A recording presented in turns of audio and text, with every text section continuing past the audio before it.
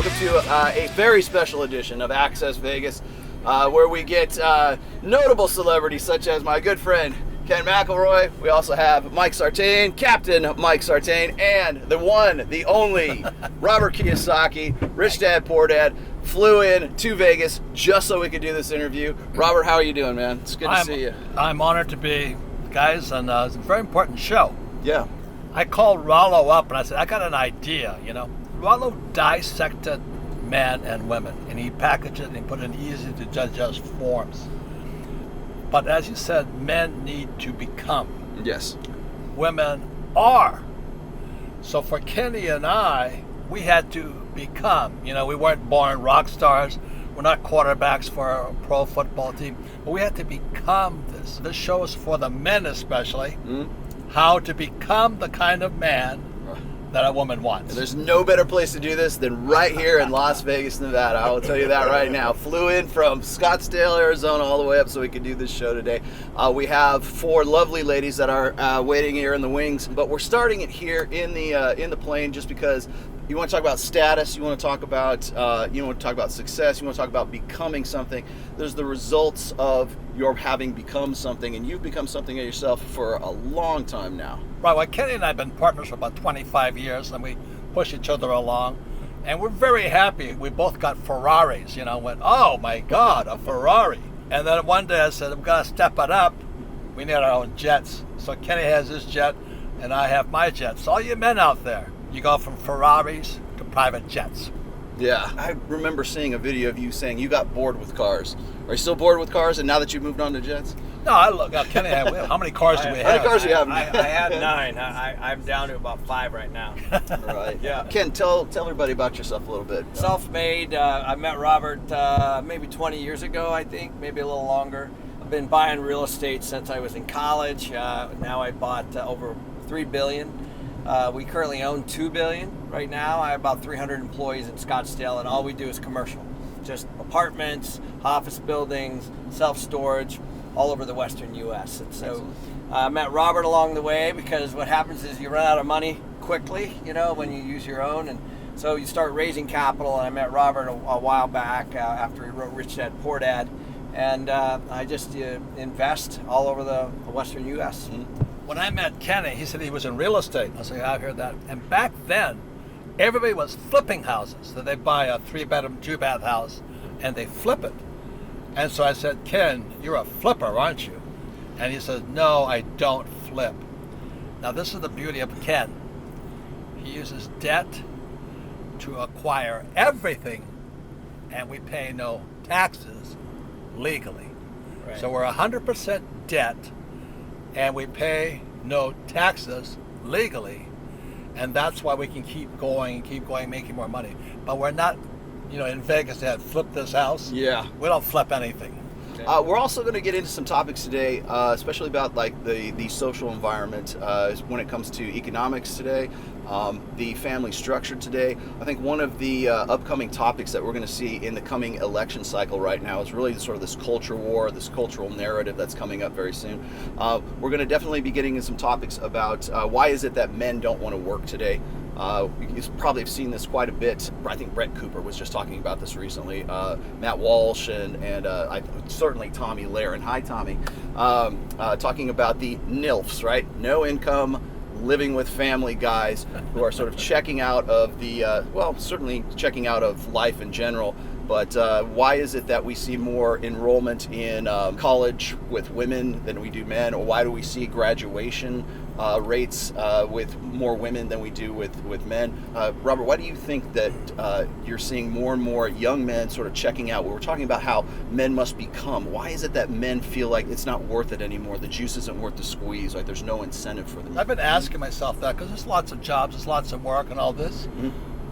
But what happened to the men? I mean, they all become TikTok dancers today or something. I don't know what the heck they're up to. But what you're hitting up on, women are coming up, men are going down. But what you nailed in your book, women only want to go up. But now women are kind of forced to become down because men aren't stepping up. Right. So when I talked to you and Ken, I said, let's do this show to speak primarily to the men. step up the game, become somebody you want to become. And what is the motivation behind that? Like, why is it? It used to be, prior to the sexual revolution, it used to be that men would have a sense of duty or a sense of accomplishment by becoming something. And now it seems like there's just really no incentive for them to do that. And really, from my perspective anyways, it seems that the more women come up, the more that men kind of taper off and sort of like exit themselves from, well, the sexual marketplace, but also the socioeconomic marketplace as well. And how does that affect our families? How does that affect family growth? How does that affect a country on a whole? So we'll definitely be getting into that on this discussion. Once we're going to be moving over to Sticky Paws Studios here in a little bit. We'll also be talking about sort of social issues today. We'll be talking about some sexual marketplace issues, family creation issues, and so we'll be getting into that here just briefly. But we just want to start things out here on the plane. Want to jump in here and get with these guys as soon as possible. So that's what we're doing today. I'm here on my plane, and I'm here with what every man wants is beautiful, beautiful women. But this is the point. The reason men have Ferraris and planes is because we want women like you. So I'm Katrina. I'm a real estate agent in Las Vegas. My name's Maya. I model. I'm Lisa. I'm an attorney turned entrepreneur. My name is Kaylin. I'm based here in Las Vegas. I own Legend Entertainment. We do corporate entertainment for conferences. That's my friend Kenny McElroy. We've been friends for about 25 years now, and Kenny and I started with nothing. Right. And exactly as Rollo says, men have to become, women are. And women are beautiful, sexy, and gorgeous and all this. And men become something to attract beautiful women, right? That's right. So I got a Ferrari, so Robert had to get one. And then I got a jet, so Robert had to get one. Oh, come on, get my jet first. So when men come at me with money, cars, and jets, it kind of turns me off a little bit. Sure. Even though I like those things, and it makes it very attractive to see a man owning those things, I want to see what the personality is like and what else do you bring to the table. Like, do you have values that potentially are attractive to me? Is there chemistry? Because your jet is not going to, please me in other ways. Right. So that's the struggle that I run into. That's fair. They're like, here's money, look at my car. But then they don't treat me as well as a guy who may not have those things. That's a very good point, but a part of this show is a lot of times when men have nice houses, nice cars, and nice jets, they're broke. Very true. All it is this act going on. Yes, And that's so- not attractive either. So you want something that's in the middle. Like, I always say, I don't want a poor man who's tall and sexy, but I also don't want a fat, ugly one with a Ferrari who doesn't have You want the whole package, right? exactly. But I would like to have one that's somewhere in the middle, who maybe is not the richest man in Vegas, but he's going to treat me well. There's guys with money, but they're not wealthy. So they're rich today.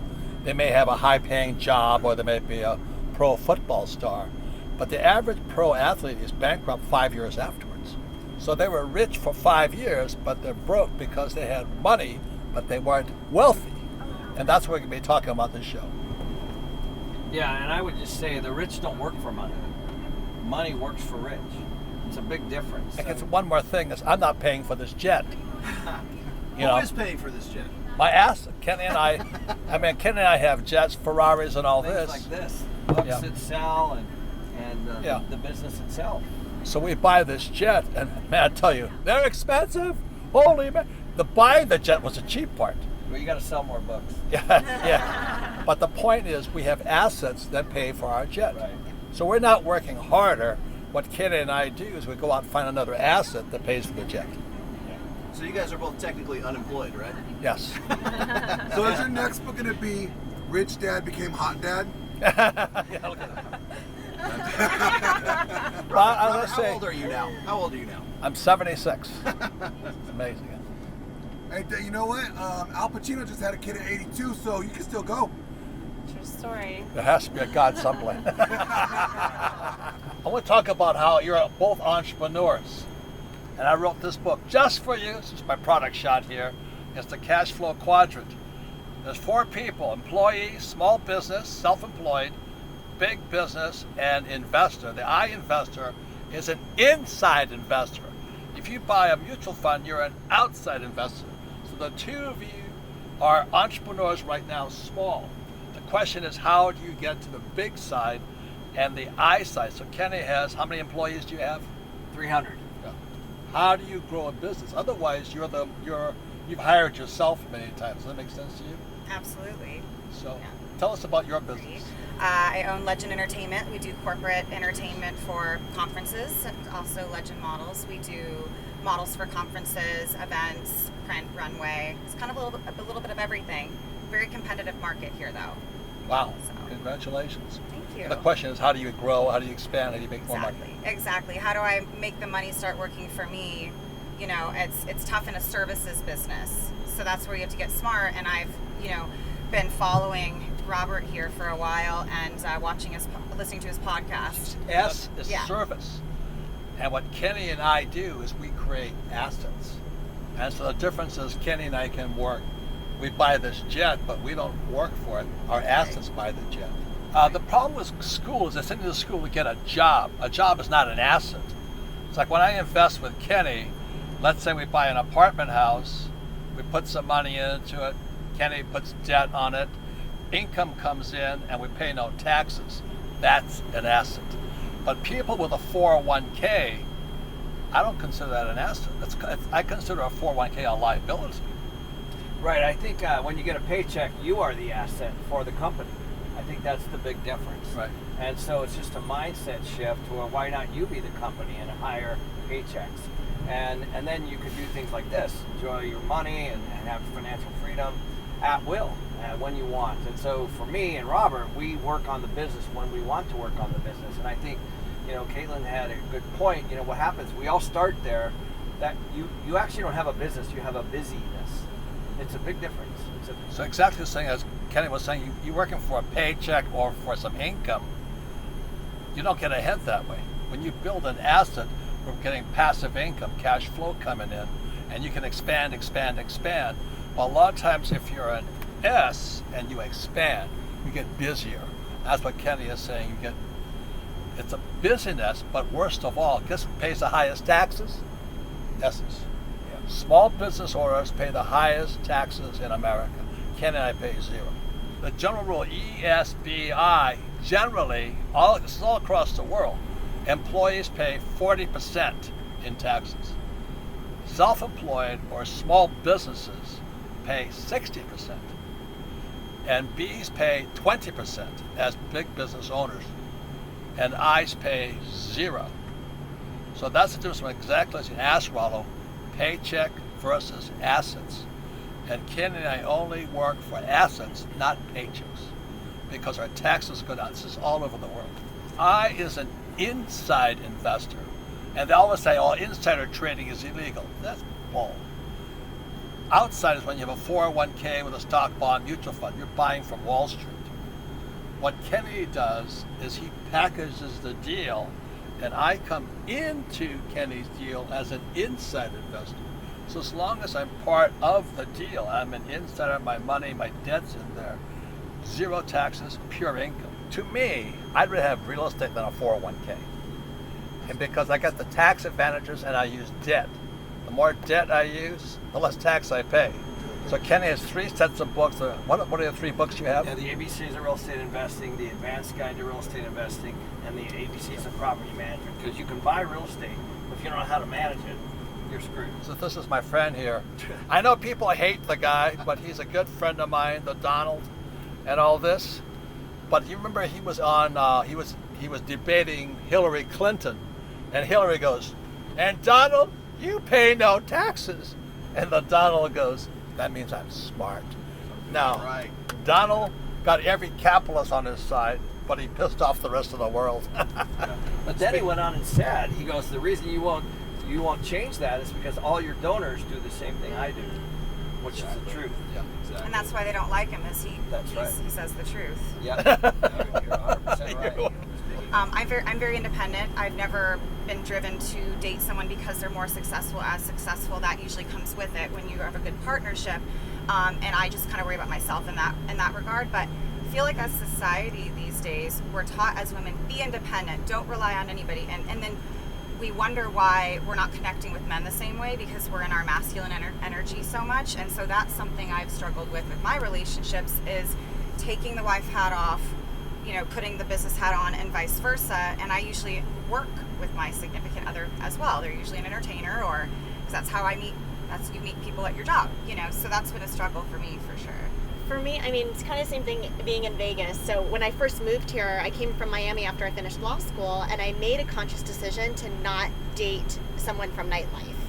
Because I met a lot of young men who worked in nightlife, and I just kind of made a conscious decision. I'm not going to date a man who works nightlife. I want to date a professional who has a day job, and just making that small tweak really filters out, I think, quite a bit, at least here in Las Vegas. And it's been 13 years now that I've built the businesses that I have. For me, it's about finding a partner who, one, supports what I'm trying to build.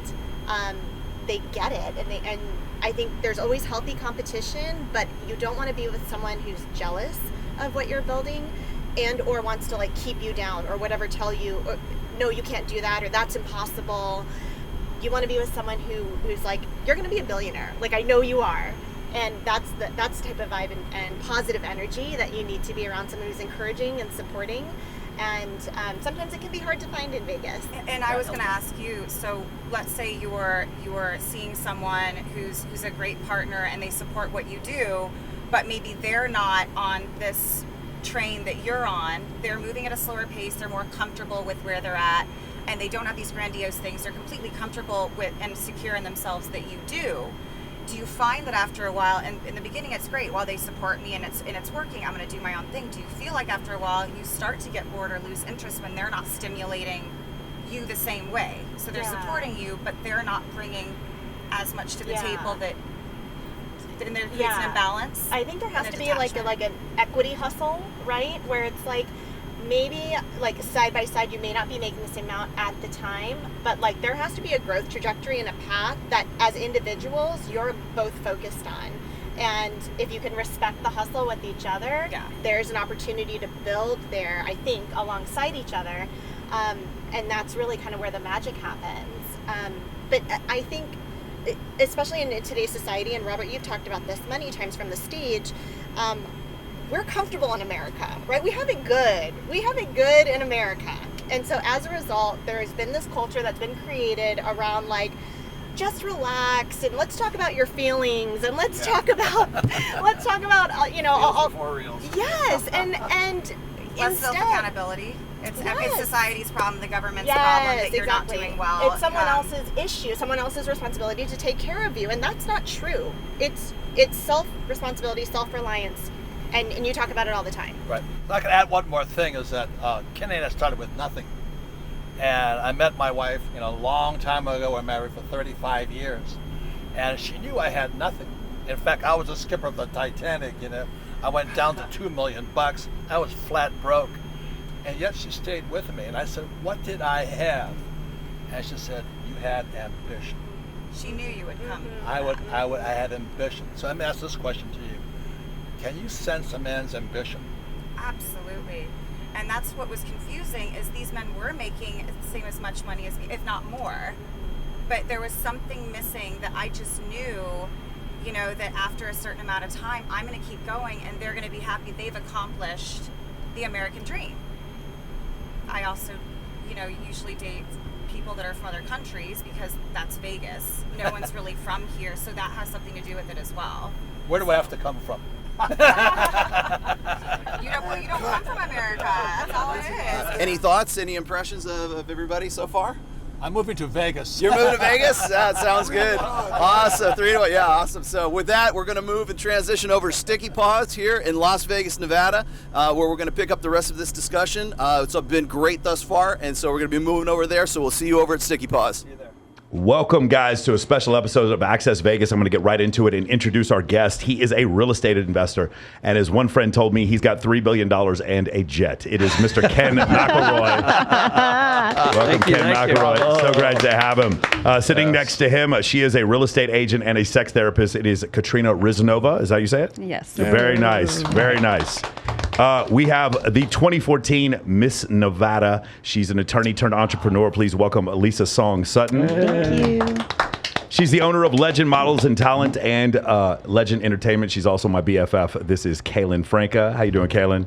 Very good. Beautiful. Thanks for having me. And she's a Swimsuit USA World finalist. Please welcome Maya Allegra. How you doing, Maya? And this other gentleman in 1972 was a Huey pilot. He's got 2,200 hours over combat hours over Vietnam. He went down 3 times in Vietnam. Please welcome First Lieutenant of the U.S. Marine Corps, Robert Kiyosaki. How you doing? He also wrote a couple books on real estate. You might know who they He wrote a couple books on real estate too. Yeah, he did that That's also. right. And investing. Awesome. Correct. Awesome. Great to have everybody here. Hey, Robert. So last night I went over a ton of stuff that you've done, a ton of compilations. Obviously, I've read Rich Dad Poor Dad, and there's so much stuff that you've taught. And if you would the idea of the fact that some people, poor people, have this one mindset, rich people have a different mindset. It's so pervasive. And the whole thing where you talk about they don't teach this in schools, they can't teach this in schools. Can you go over that concept and why is it that so many people end up in this place where they're trading time for money and working for a paycheck? Well, the question I asked, what does school teach you about money? Nothing. Nothing. And they tell you, go to school, get a job, save money, invest in a 401k. And that's fine, but you're not going to make it that mindset. You don't have enough skills, you don't have an attitude and all this. So I'm very concerned because the gap between rich and poor in America is now excessive. And we have a cartoon show running the government at this moment. I won't mention his name or her name. And we're in serious financial trouble. They just took the debt limit, the debt ceiling off, and they're now printing money uncontrollably.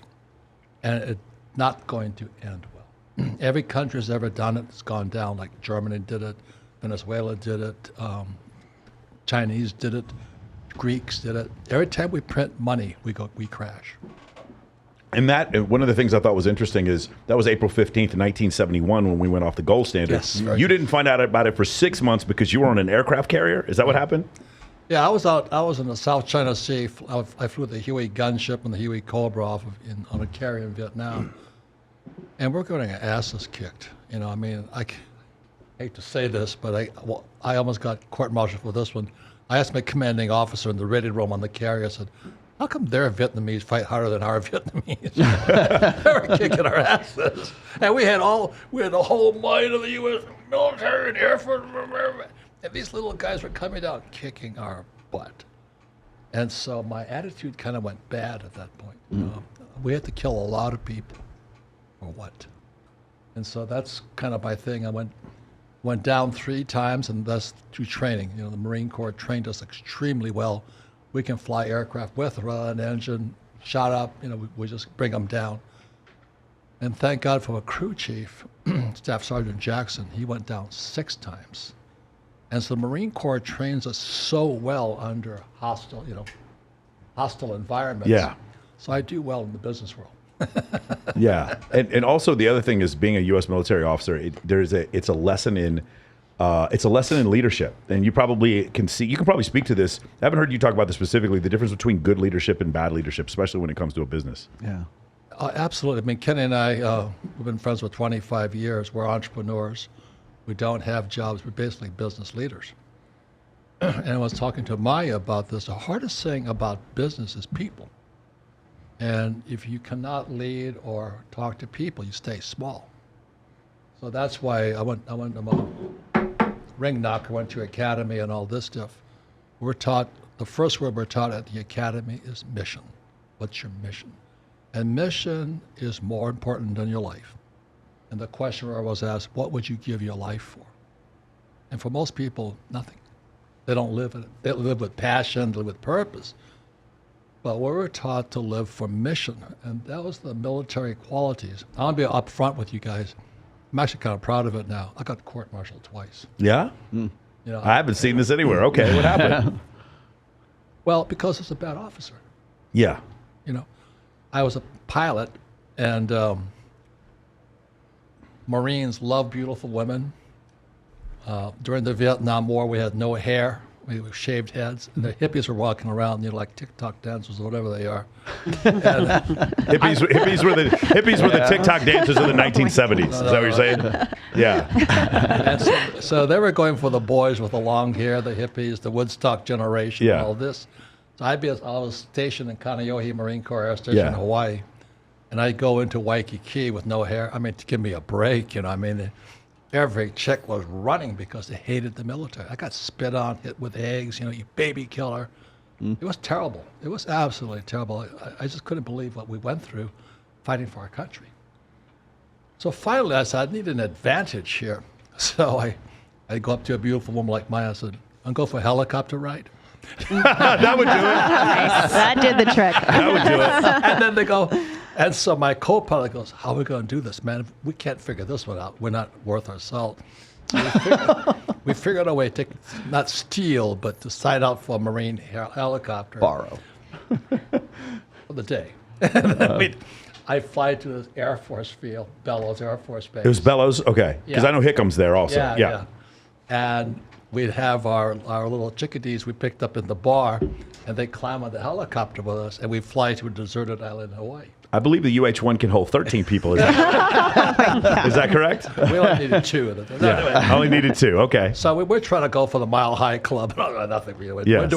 We're 25 years old. We're Yeah. nuts. We have coolers of beer and drinking and everything you're not supposed to do. Yeah. And so we take the women off to this little desert island called Kaho'olawe, most beautiful beaches, Nobody's out there. And one day I got caught. Oh, jeez. By who? I was taxiing in Kaneohe, Yeah. and all of a sudden MPs circled my aircraft, and they opened the door as an Air Force captain. Yeah. Get the picture. The door opens. I'm solo now because I dropped all the women and guys off. Oh, that would have been funnier if the girls had gotten off. Oh, my. that would have been funnier. Wait, it gets worse, Yeah. I opened the door and beer cans fell out. Oh, jeez. Oh, no. And then I fall out because I'm drunk as a swine. And I have no Nomex flight suit is, right? Yeah. The green suit. I was in purple swim trunks and slippers. Wow. And they opened the back of the aircraft up. There was a dead deer back there, coolers full of beer. It was a great time. So you shot a deer on that trip. Oh, we hammered them, man. Wow. Oh, we were crazy. Yeah, it was a different time. Yeah, the M16 does work for deer. Oh my gosh. It's been tested on deer now. We know that. I would have found that very incredible, like a story, but I do know this: Jamie Villamore has hunted deer in Hawaii before, so it is true. Yeah. Anyway, the reason I tell the story is we all make mistakes. And I was a criminal. I was breaking. I knew consciously I was breaking every rule in the book. I knew it. And there's a movie by A Few Good Men with Jack Nicholson. Yeah. Nichols, he was playing Colonel Jessup. He was on the stand. And I was being tracked down by this Captain Abrams, sharp Jewish attorney. And they were, same as in A Few Good Men, they were catching me on fuel records. Because I'd sign up for the bird for 3 hours, and I'd burn 20 minutes of fuel. I said, how can you be flying for 3 hours with 20 minutes of fuel? You know what I mean? And finally, I was lying through my teeth. I was getting fatter and fatter. I was under house arrest in Waikiki, which wasn't that bad. Yeah. But, I'm getting fatter and fatter. I did a thing called EST, personal development training. And I don't know how I got in there, but I'm sitting there going, what the hell am I doing here? Because we're Marines, it's civilians, beautiful women that won't talk to us and all this. And this, I go through a training, and halfway was two weekends. I came out of the training, and I had this blinding cognition. I'm a liar. What? Liar. That's against military code. Of course. So I get court-martialed. I'm a liar. I call Captain Abrams up. I lived in Waikiki. I go across the island to Kaneohe. Captain Abrams, I'm coming in. He says, what for? I said, I'm going to tell you the truth, the whole truth, nothing but the truth. And he says, it's about time. So I took the stand. He convened the little stenographer and all that, raised my hand. I told him everything. I incriminated myself. Every illegal activity I had done. I lost like 20 pounds, I swear to God, for about 5-hour deposition. Yeah. But I was basically bearing my past, as they teach you to do in EST and all this. Turn your past into something good, no matter what bad it is. And I sat there like this. I said, Captain Abrams, how many years will it take now? I expected 3 years, in jail. They had you over at Da Nang 6 months later. No. I was like, I said, how many years? He goes, Lieutenant, congratulations, you're free. Honorable discharge. I sat there on the stand. I was, honorable discharge. He says, thank you for telling the truth. And that's why I tell the story of the biggest crimes I ever pulled off was flying women in my helicopter, drunk as a swine, shooting deer. I machine gun goats. We did everything. We're nuts. But Good go. I've heard your stories before. I have not heard this one before. With an M60, it's a very good gun. The M60 on goats. I'm going to guess the M60 would win. Yeah. I know. But anyway, it's all of our mistakes hold a very vital lesson for your future if you learn from them. If you cover them up, like Bill Clinton, President Clinton, I didn't have sex with that woman. Oh, come on, Bill, He could have been one of the greatest presidents there was. But he couldn't admit he got a blowjob in the White House, which every guy wants anyway. Right. But he didn't tell the truth. Can I ask you a question on this? Because this actually relates to one of the items I had for you. In one of the videos that I was watching of you just recently, you were talking about how the four different quadrants, right?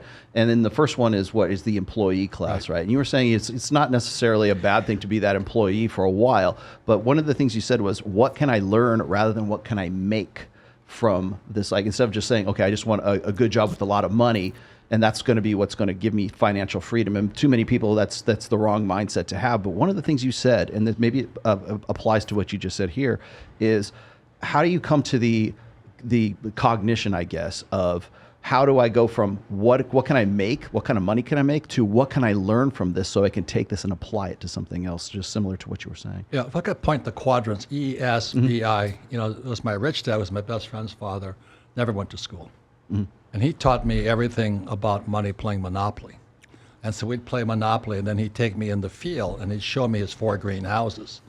And today, his hotel is called the Hyatt Regency on Waikiki Beach. I saw that man. I'm 10 years old. I saw him go from, like, Kenny and I start with nothing. And he starts with little rental units, little green. My poor dad was a PhD, head of education, said, oh, your friend's father's a slumlord. Like, you're bad, you persecute the poor. But anyway, it's a matter of just making changes. So we're programmed from birth, go to school to get a job security. And the reason I wrote the book is because, as you know, this world is changing. We have artificial intelligence coming up. Teachers are going to get wiped out with AI. They're just going to get creamed. If you're a knowledge worker, you only work with your brain, you're finished. But if you're an auto mechanic, you have a future. So this world is changing so quickly, and I could see this coming. And in 2007, Kenny and I were smoking. We're doing really, really good, not smoking dope. Everything was hot. But Kenny turned to me one day and he says, this baby's coming down. He says, pull your cash back right now. And then 2008 hit, and then that guy, Ben Bernanke, what a criminal, he's the Federal Reserve chairman, he started printing trillions. And he destroyed the world without trillions of fake dollars pumped into the economy. Now, Ken and I got richer because all that real estate was now at bargain basement prices. Yeah. Right? It was like heaven. And then they give Ben Bernanke, who destroyed the world with fake money, same thing Nixon did in 1971, give him the Nobel Prize in economics. Our academic leaders are criminals. And today they're teaching kids about, sex transitioning and critical race theory. If you read critical race theory and you read Marx's books, Communist Manifesto, they're the same book. What they're talking about in the world is that there's white guys like you who persecute Asians like me. You know what I mean? All that crap. And Instead, we all work for you now. But I am so pro-education. But what the hell are we teaching people today? Yeah. Yeah, it's really interesting. The Prussian model of education that we've used for the last 200 years, basically to generate a manufacturing workforce. And that was the reason for it, because before the digital revolution, the industrial revolution, that's why we were trying to do that over and over again. That's why you're in 11th grade math, and 11th grade algebra, 11th grade English, 11th grade science, and they don't move it around. Whereas, like what you said before, what's probably the wave of the future is we're going to have education based on videos, and then the teacher's going to be there for group projects and something like that. But because of teachers unions, it's probably a ways off before we get to that point. Yeah, and I give it this classic, and Rich Dad Poor Dad's the classic academic and professor. My poor dad was a professor. They're absolutely opposite people. Like I said, driving past my rich dad's little green houses, my poor dad's going, he's a criminal, he's a slumlord, he persecutes the poor. No, he provides housing. But my poor dad could not see that. He's a school professor. So we have this war going on in academics today. I just got nailed by Arizona State University, and I put on a program on February 8th of this year called Health, Wealth, Happiness. 37 protests, 37 professors want to shut us down. So you cannot say what you want to say. They said, you can say what you want to say, but we're going to tell you what to say. These are college professors. Something is rotten in our education system. It's gone Marxist. Awesome. Well, before we get into more Marxist stuff, yes, because women. I'm just going to go right into the Ukraine war. Do you have any other questions you want to go over? No, I just one of the things we were talking about on the jet just a little while ago is when you and I came up with the idea for this show. One of the things I wanted to discuss with you was you were describing that there was a difference between sort of being rich versus being wealthy. Right. And I think maybe we can also involve some of the ladies in all of this as well, because all the ladies at this table right here have been, by the way, have been hand selected just for this panel right now, because you are all in some way business owners, or you're soon to be entrepreneurs. If you're not, I would guess you would say as an influencer, I guess you would technically be an entrepreneur, but you more or less take care of your family, and you more or less, you impressed me anyways with being sort of you're Gen Z. But you're sort of an anomaly in Gen Z as far as where you want to go in the direction of your life right now. But everyone at this table has been, I mean, Ken was the added bonus, but I wouldn't even know you were coming until like 2 days ago. But all the ladies here at the table have been, are in some way involved in real estate. You own your own business. We were talking about taxes on the plane as well, and just thinking sort of the unexpected cost of being sort of a business owner and moving from say the business class up, or say the small business owner up into the business class kind of thing. So we'll get everybody's sort of opinion on all of this. But what I wanted to start with first was when we first had this telephone conversation about this, was the difference between being wealthy versus being rich. Can you make that distinction for us? Absolutely. Is that we're saying, first of all, every man works hard for this. Or today, most men, not all men, but anyway. So women are kind of the prize. And you said best, men have to become, but women just are. And what you're saying, Rollo, I mean, your book, Rational Mill, frickin' brilliant. You decodified it, and especially a young man should read it, but every young woman should read it also. Because we're talking about who was saying on the jet, how do you know if the guy owns the jet? You don't. And who's paying for the jet, and all this stuff. So one thing I say, you look in professional sports, a guy can be rich, he can be 20. Kenny were here in Vegas a while ago with the NBA, going to talk to the NBA players, because when they signed that pro contract at 19, was Caressa who said, "You're the best looking guy in the world." You know what I mean? You're 19 years old. You sign with the basketball team, and they want you. But 5 years later, 90% are bankrupt. So they're rich for that time. They have a nice car, nice house. They look good and all this, but they're broke because they don't have any wealth. And wealth comes from assets. And what I did in Rich Dad Poor Dad is kind of define an asset. An asset works for you whether you work or not. So we got cash flow. So Kenny and I are partners because we're both real estate guys, like my friend Donald Trump. reason Ken, I like real estate is we use debt. So we're in deep debt, aren't we? Yeah. But the more debt we have, the more money we make, we don't pay taxes. That's real financial education. How does a guy like me or Trump or Kenny, we use $1 billion in debt to build all of these assets and pay no taxes legally? They'll never teach you that in school. Would you say that comes from like a mindset though? Like I have gone from sort of the work-a-day world, from punching a clock and an hourly employee, to be getting into the gig economy, and so I left that world and I started becoming more of like an independent contractor kind of guy, and then I got into what I call the hustle economy right now. Which That's the S. You see, you went from E to S. Yeah, self-employed small business. And my understanding of how money works changed dramatically when I went from the gig economy into doing what I'm doing right now, because now I am my own brand. I wake up in the morning and I go, you know what, today I'm going to make as much money today as the effort that I put into this day doing whatever it is, of writing the next book, doing the next show, doing the next promotion, actually helping other people do it as well, putting my money in investments into people who I think are like worthwhile investments. So my equity in the world, my money in the world, is really commensurate with my effort that I'm putting in today. Now, that was a quantum shift for me from the way I used to think about money to the way that I do now think about money. And I'm far more ambitious as a result of that, because my mindset changed about like understanding what, working as an employee to pay bills, to get things, as opposed to like putting money away and having a good paying job. Now, one of the questions that we asked most of you, I think, on the plane was this. When we were talking about how guys are today, and we see fewer men in the workforce. I just did a show on my own on the Rational Mail just last Sunday.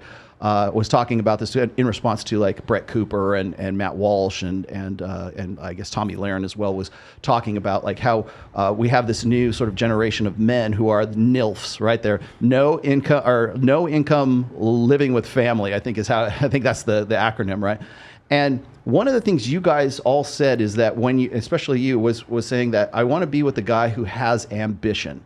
Yes. And so the question that I wrote down, and I think you brought this up on the plane. Can you sense when a man has ambition? And I kind of want to go around the panel, the ladies here first, before I give you a follow-up. But can you sense when a guy has ambition? And if so, what are the cues that makes him seem like he has ambition?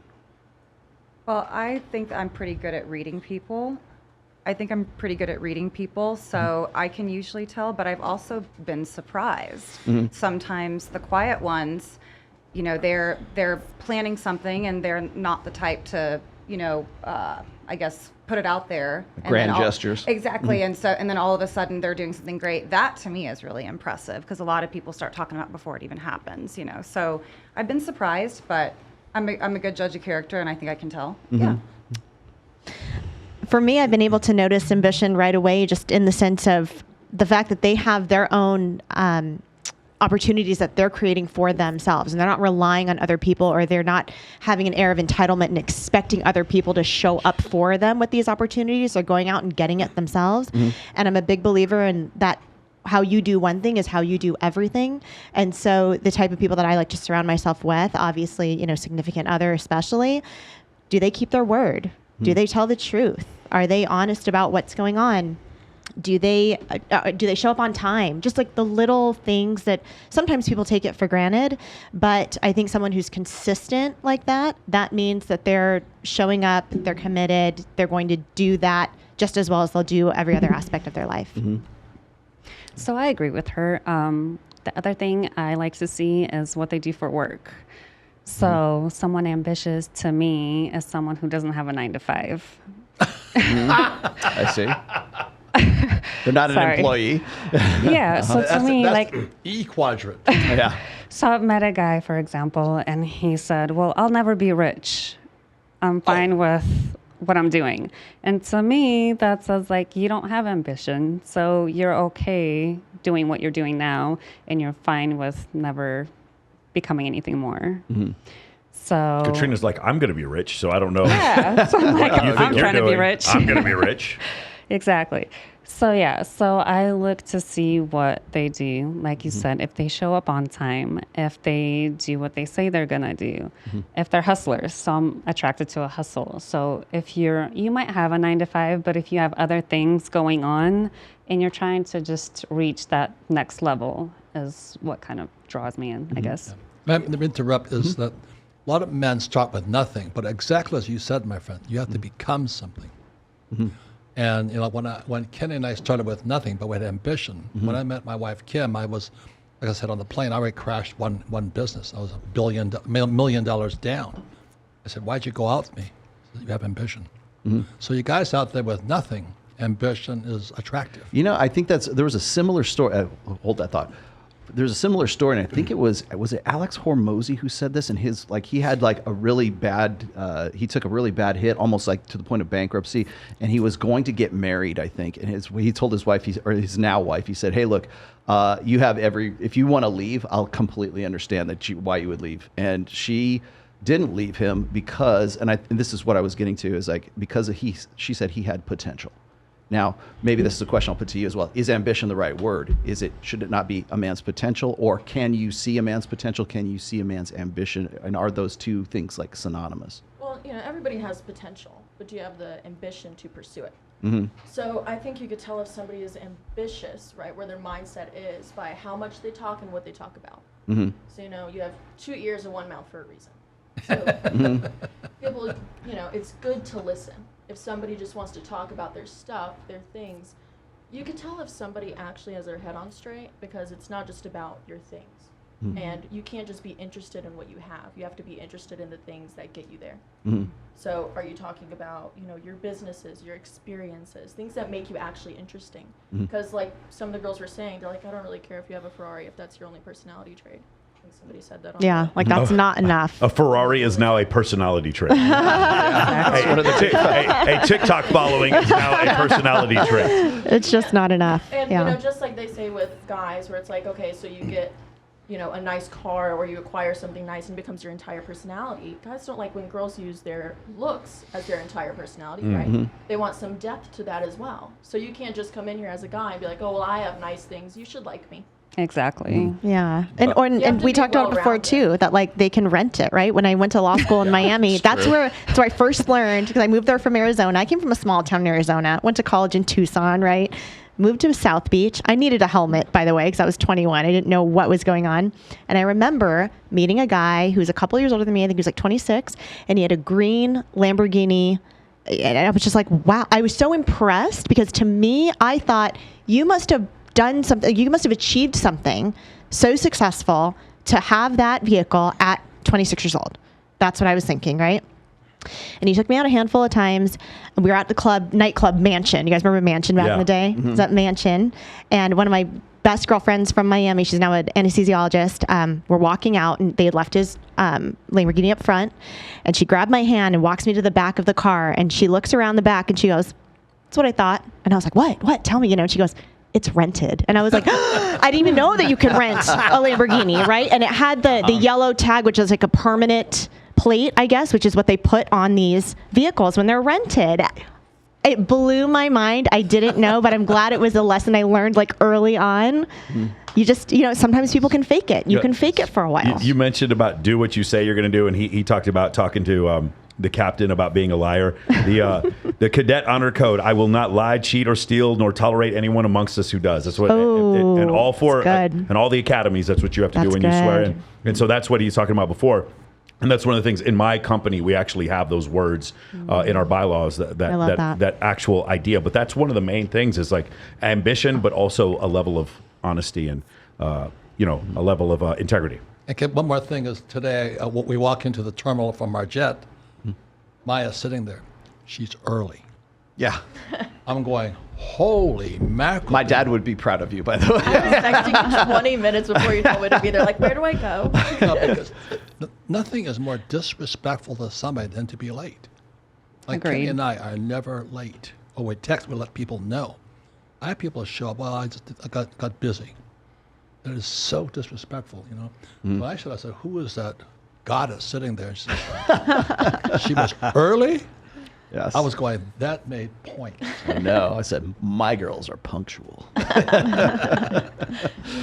Yeah, so I wanted to also point. So we've gone around the table here and talked about, can you tell if a guy has some sort of ambition or has some sort of personal potential? Now, of course, today we're looking at statistics like we're looking at women who are enrolling in college right now, assuming college is sort of a litmus test here.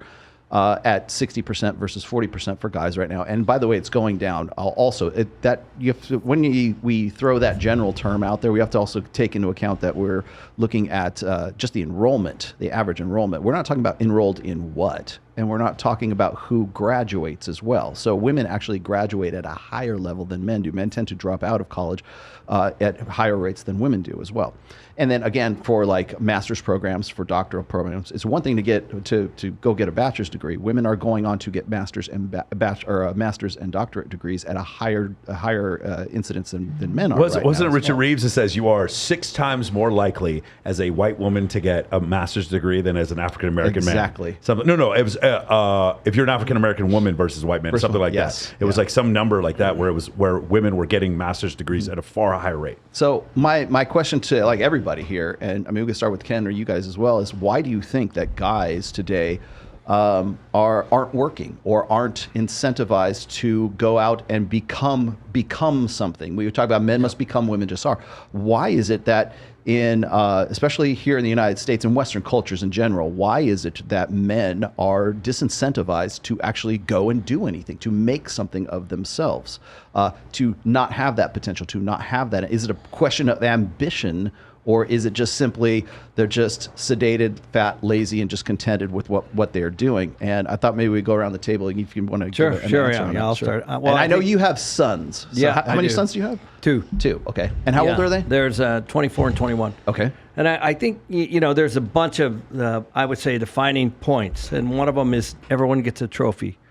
Mm-hmm. And I know that might not seem like a big deal, but I don't know about you guys, but when I was in sports as a young man, you get the captain and the MVP and that's it, and you're always trying to strive for I didn't get a trophy, I got a concussion. Yeah. Right? So now I know these are subtle, slight little things, but I think there's a bit of an entitlement, that and a laziness. Societal. And there's a lot of young men are raised by their mothers, and you need a masculine energy. You really do. There's a reason.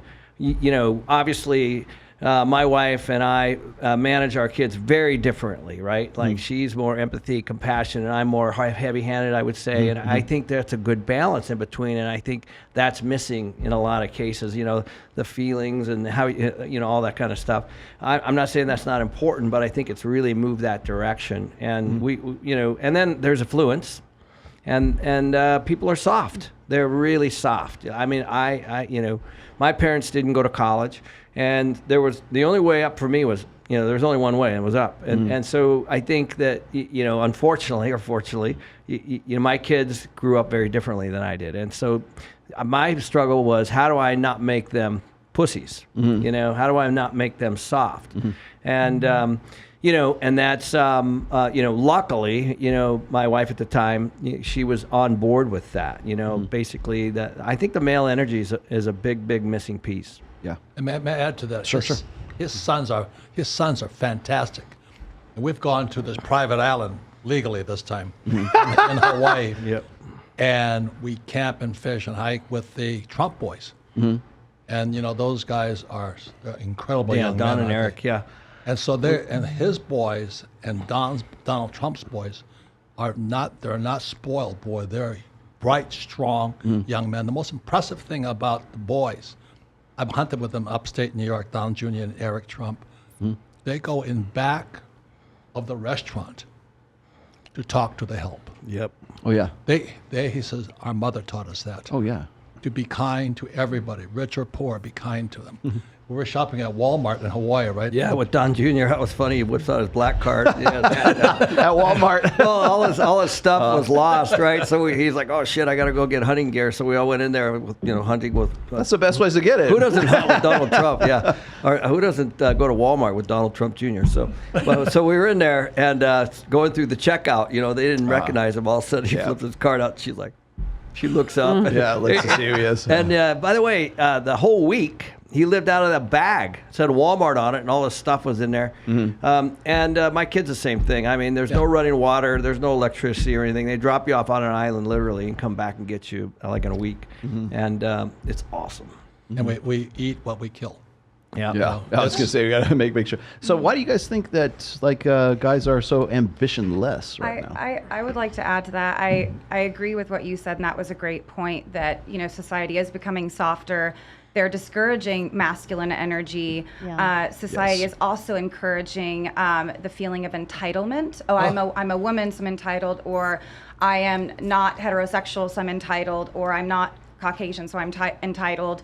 And so that's encouraging people to just, we were discussing this earlier, the entitlement. So I think that's a big part of it. Also, 20, 30 years ago, as a man, you felt, this is my job, this is my responsibility to have a wife, to have kids, and to provide. Now, women are becoming more independent.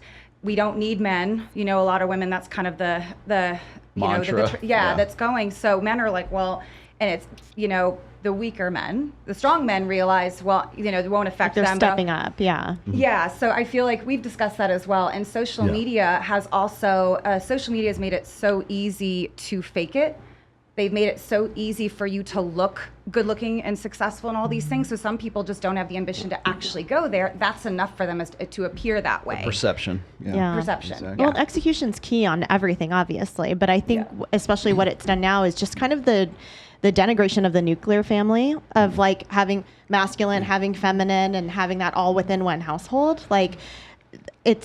I grew up, my father was a Vietnam veteran, U.S. Air Force, and then DOD. And my mom would stay at home with me until I was in 6th grade. And then right around the time I started talking back was when she was like, bye, I'm gonna start working, My mom, to this day, she still has a hair salon down in Arizona. And I just think as a child, when you have those two very different types of influences in your life, right? And you need those at different times in your life as well throughout your entire journey of growing up. I just think that, with this kind of celebration of willy-nilly, everyone can just do whatever they want at any time. And if for whatever reason you can't handle it yourself and you have too many kids by yourself, just ask the government for more money. That is not real life. That's not sustainable. It's not going to create a well-functioning society. And so, something as simple as getting back to the basics.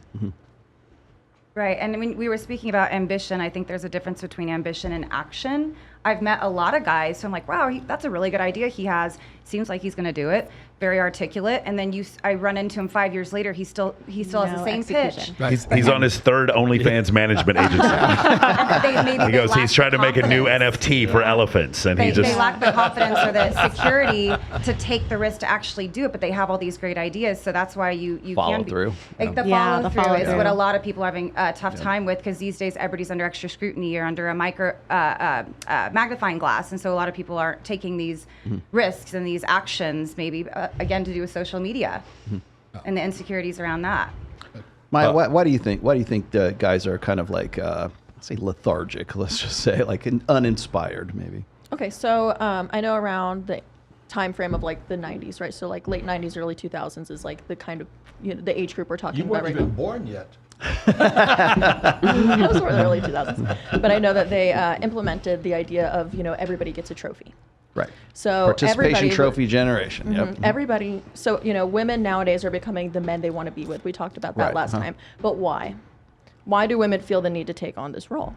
So the men haven't been. Boys and girls need to be raised differently. It's something I feel, because there's different roles. Guys, I feel like you have to be a little bit harder on them. And typically the guys were the breadwinners. The guys were the only ones supporting the family. And now it's relationships should be 50-50. This girl should go in on it with you. So guys are becoming extremely feminine, and Rollo, we don't have a show anymore. Gosh, we just quit. I guess we don't have to do tomorrow night. We don't have to do a show anymore. Well, sorry. As much as they're doing that, and the parents are saying that's okay, and girls should go 50-50, and the government's influencing it as well. They're saying it's okay to be feminine. You don't have to be masculine. It's toxic masculinity, is what they tell you. So now the women, since these men are not being men, are stepping up and having to become the men that they want to be. They are going to college more. They're becoming, more financially free, because there's less and less guys willing to provide that, because Everybody wants the mentality of the girl's going to go 50-50 with you. There's a divorce attorney that I follow on Instagram, and he was talking about how he's seeing a lot of cases now where women are coming in initiating the divorce because they're tired of being the one who takes care of the kids, gets the breakfast ready, gets them off to school, goes off to go work, and then goes grocery shopping and comes home and makes the dinner. So like she's literally doing everything, everything, right? That requires for the household, for the relationship, for the family, all these things. And to me, all that says is like, guys, you still have an opportunity here. Just step up. It's not that we want to just like take over and run everything, right? And plan everything and do all the things. Are we capable of doing that? Yes. But that doesn't mean that we want to be doing that. I'll give you my take on that in a minute, Ding, but ding, ding. why do you think that men are pussies today? So I kind of agree with everything you guys have said, Okay. but the one thing that I was thinking about is like how you guys mentioned back in the day, you know, it was just men who were going to college. So if the numbers of women entering college now are higher, that to me means that maybe it's not that men aren't trying as much, but maybe women are trying more is why the numbers are different. The other thing is what Robert had said earlier is it just men are finding other ways to make money instead of going to college. So And they're being educated to do other things besides go to college. And they're also being educated in somewhat like going to an elite university, what kind of a scam it can be for some of them to rack up massive amounts of debt to try to become an accountant or a lawyer. Say. Yeah. Back then, you know, the college tuition was much less than what it is now. I think it's gone up 200% at this point. Yeah. At least. I paid $6,000 a year to go to UT Austin. I pay $6,000 a month Yeah. now. So, yeah. Yeah. That's pretty crazy. Yeah, I was going to say, I think a lot of it is historical as well. I mean, what we were just talking a moment ago, like in 1971 is when we went off the gold standard. I've just been doing a series on my own. I'm actually considering writing a short book on this, but it's like what happened in 1971. If you go to like the decade of like 1965 to 1975, and you look at all of the social changes that have happened since the sexual revolution and the advent of hormonal birth control, once we took away the sort of responsibility of pregnancy and starting a family by inventing an invention that will prevent pregnancy. And if you look at all the things that happened since then, you see the rise in divorce goes up along with the use of hormonal birth control. We have no-fault divorce initiated by Ronald Reagan in 1968 in California, which then progressively through the 70s and 80s, state by state by state, they begin to adopt no-fault divorce. We go off the gold standard. We have Roe v. Wade in 1972, 73, 72, somewhere around there. We get Title IX comes 74. up in 74. Women can now have their own bank accounts, and they can have credit cards that they could never have before because now we're on a fiat currency as a result of more women coming into the workplace, becoming more independent. And by the way, when I said women are becoming the men that they want to marry, that's not Rollo Tomasi who came up with that line. That is Gloria Steinem in 1970 that came up with that. We're still dealing with the ramifications of what had happened from 1965 all the way up through 1975, and then of course into the later decades as well. But you can trace all of the decline in marriage. You can see where that goes. You can see the rise in divorce. All goes back to one point, 1965, right when hormonal birth control happened. And so when we see now, we have this, four generations from the sexual revolution. And we have the entitlement of like everybody has to be egalitarian. We have the participation trophy generation. Everybody's got to be 50-50 and equal. Women refer to their husbands as partners, not as their husbands or wives. It's now my partner. I have to be very careful of saying this is my partner right here because that means something different than like if I'm saying this is my partner. It took us 30 minutes. So it took us 30 minutes to figure it out. Exactly. So like I have to be, like I introduce him or I introduce Miguel as my partner. I'm like my business partner. Really. But the very fact that that's funny and I have to do that means that there's been sort of a shift, a paradigm shift in just our attitudes as a result of just this progression of things, the social changes that have happened since 1965 to 1975 right there. So that's where I would start to begin with.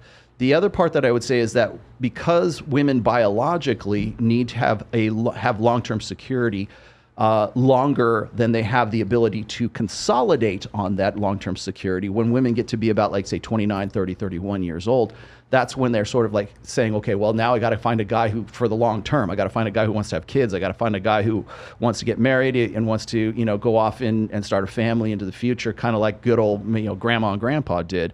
And I'm going to steal Aaron Clary's line one more time, is we live in a post-marriage society right now because we're still trying to make this 20th century ideal of marriage work in the 21st century, where we have women who say, you know what, I can't trust guys to provide me with long-term security. So as a result, I've got to go get my bag. I got to go get my money. I got to go make sure I've got my education. If that means I got to go take out student loans, that's what I'm going to do. If I have kids and I can't afford them, maybe I'll go to the government, or maybe I'll just get a baby daddy and get alimony and child support. We have moved from a marriage-based format or model of raising children to a child support-based model of raising children in this era right now. And so that also contributes to the fact that we can't find a guy who's got potential or who's got any kind of ambition, because these guys, first of all, they don't know how to be men. They think that anything that is conventionally masculine is bullying or it's hazing, or they don't know how to, like, rib guys or how to actually interact with men these days, because we have women who are assuming that masculine role rather than assuming that feminine role because they feel they have no other choice. And that was my next question to you guys. Do you feel like you had to get into doing what you do and providing for your own security because if you didn't do it, you can't trust a man to do it for you?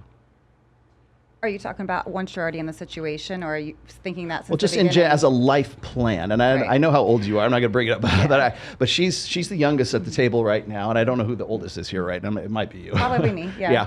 And so what I'm saying is, like, her life plan. When we were talking on the bus, you're saying I have an idea of where I want to go and where I want to be. You're 21 right now. What do you want to be when you're 25? When you're 30? My daughter right now is 25 years old. So where do you want to be at 25? At 30? At 35? Do you have to compensate for the fact that you can't trust men to be men raised by a sort of a nuclear family? Is it because you just have this inherent distrust, or is it just because you're just like, you know what, I just got to do it for myself? I don't think I'm thinking distrust, and even with her, I don't think she's thinking about a man. She's just worrying about herself. Yeah, if a man comes along Yeah. later, great. That's I think how it should be. I think we should be self-reliant, self-sufficient, and independent. It does make relationships more difficult when you are that woman, because your masculine energy is increased. A lot of times it inadvertently decreases the masculine energy in the man, and that's something you have to be careful with as a businesswoman in your relationships that I've struggled with. But yeah, it's never been like that. It's just, I'm just worried about myself. And if a guy comes along and adds value to my life, great. But it's not that I don't trust men. It's that I'm just independent. Yeah, it's not an issue of trust. I mean, I think it's a personal ambition, right? I mean, I have girlfriends who they got married right out of high school, and they were so excited to be a mom, and they were so excited about that, and they loved their life. And I have other girlfriends who went on to be doctors and attorneys, and they own law firms, and that is their life as well. So it's a totally personal decision, yeah, in relation to, like, what is it that you want in your life? And I think that's what's cool about the time that we live in, and certainly the country that we live in, is that, like, you do have that ultimate freedom and flexibility of truly deciding whatever it is that gets you excited, makes you feel purposeful. And for me, I do have to bring a lot of masculine energy into running my businesses because I'm making decisions, I'm putting out fires. You're holding a lot of masculine energy here, but at the same time, I do have a lot of feminine energy because I'm just I've been feminine by nature, but I've never tried to, like, downplay my femininity, even in a business setting. And relationships that I've had, I date very masculine men, right? Whether they're former MMA fighters or they have, like, or former military, like, they're like a man's man, right? They're a guy's guy. And that's just what I'm attracted to, because I have to bring so much masculine over here in the workplace. I need to be in feminine. Do you think that a guy that you would be attracted to has to out-masculine you for you to be feminine? Well, I will say this, and this is just a byproduct of growing up in a military family home. I could never bring home a guy to my home that like doesn't know how to shoot a firearm. My dad would just, I mean, my dad passed in 2020, but he would just be appalled. He would be so upset. So little things like that, you know, knowing how to change a tire, Drive a stick shift. Driving a stick shift, absolutely. Knowing how to set up an L-shaped ambush. Oh no, I'm sorry. That's just the Marines. That's just the Marines. Exactly. No, so you know, things like that. I think just as a byproduct of growing up in a home where my dad was very much a guy's guy, that's absolutely what I'm attracted to. Do you have brothers? And everyone I've Do you have had brothers that. too? I'm an only child. You're an only child. Wow. Do any of you have kids? Any of you girls? So I think that shows you this is the path we chose. If I wanted to get married and have kids like we're supposed to traditionally, you know, 30 years ago, I would have done that 10 years ago. That's not the path I chose. Has nothing to do with who I married. It was my personal choice. So I think that a lot of people have a goal to get married and to have kids, especially in their 30s, like you said. And I used to say, you know what, like, I'm looking for a man who is, you know, who's going to make me better, add value to the relationships, whatever.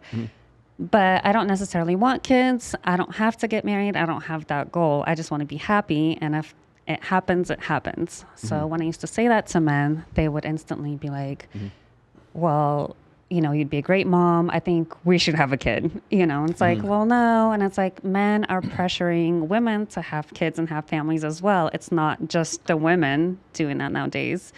So now, instead of me saying that, I just say, I don't want kids or family or marriage because I don't want them to have that goal as well. Katrina, are both your parents Russian? Yeah. Did you grow up in like a traditional lifestyle where did your parents want you to have children early?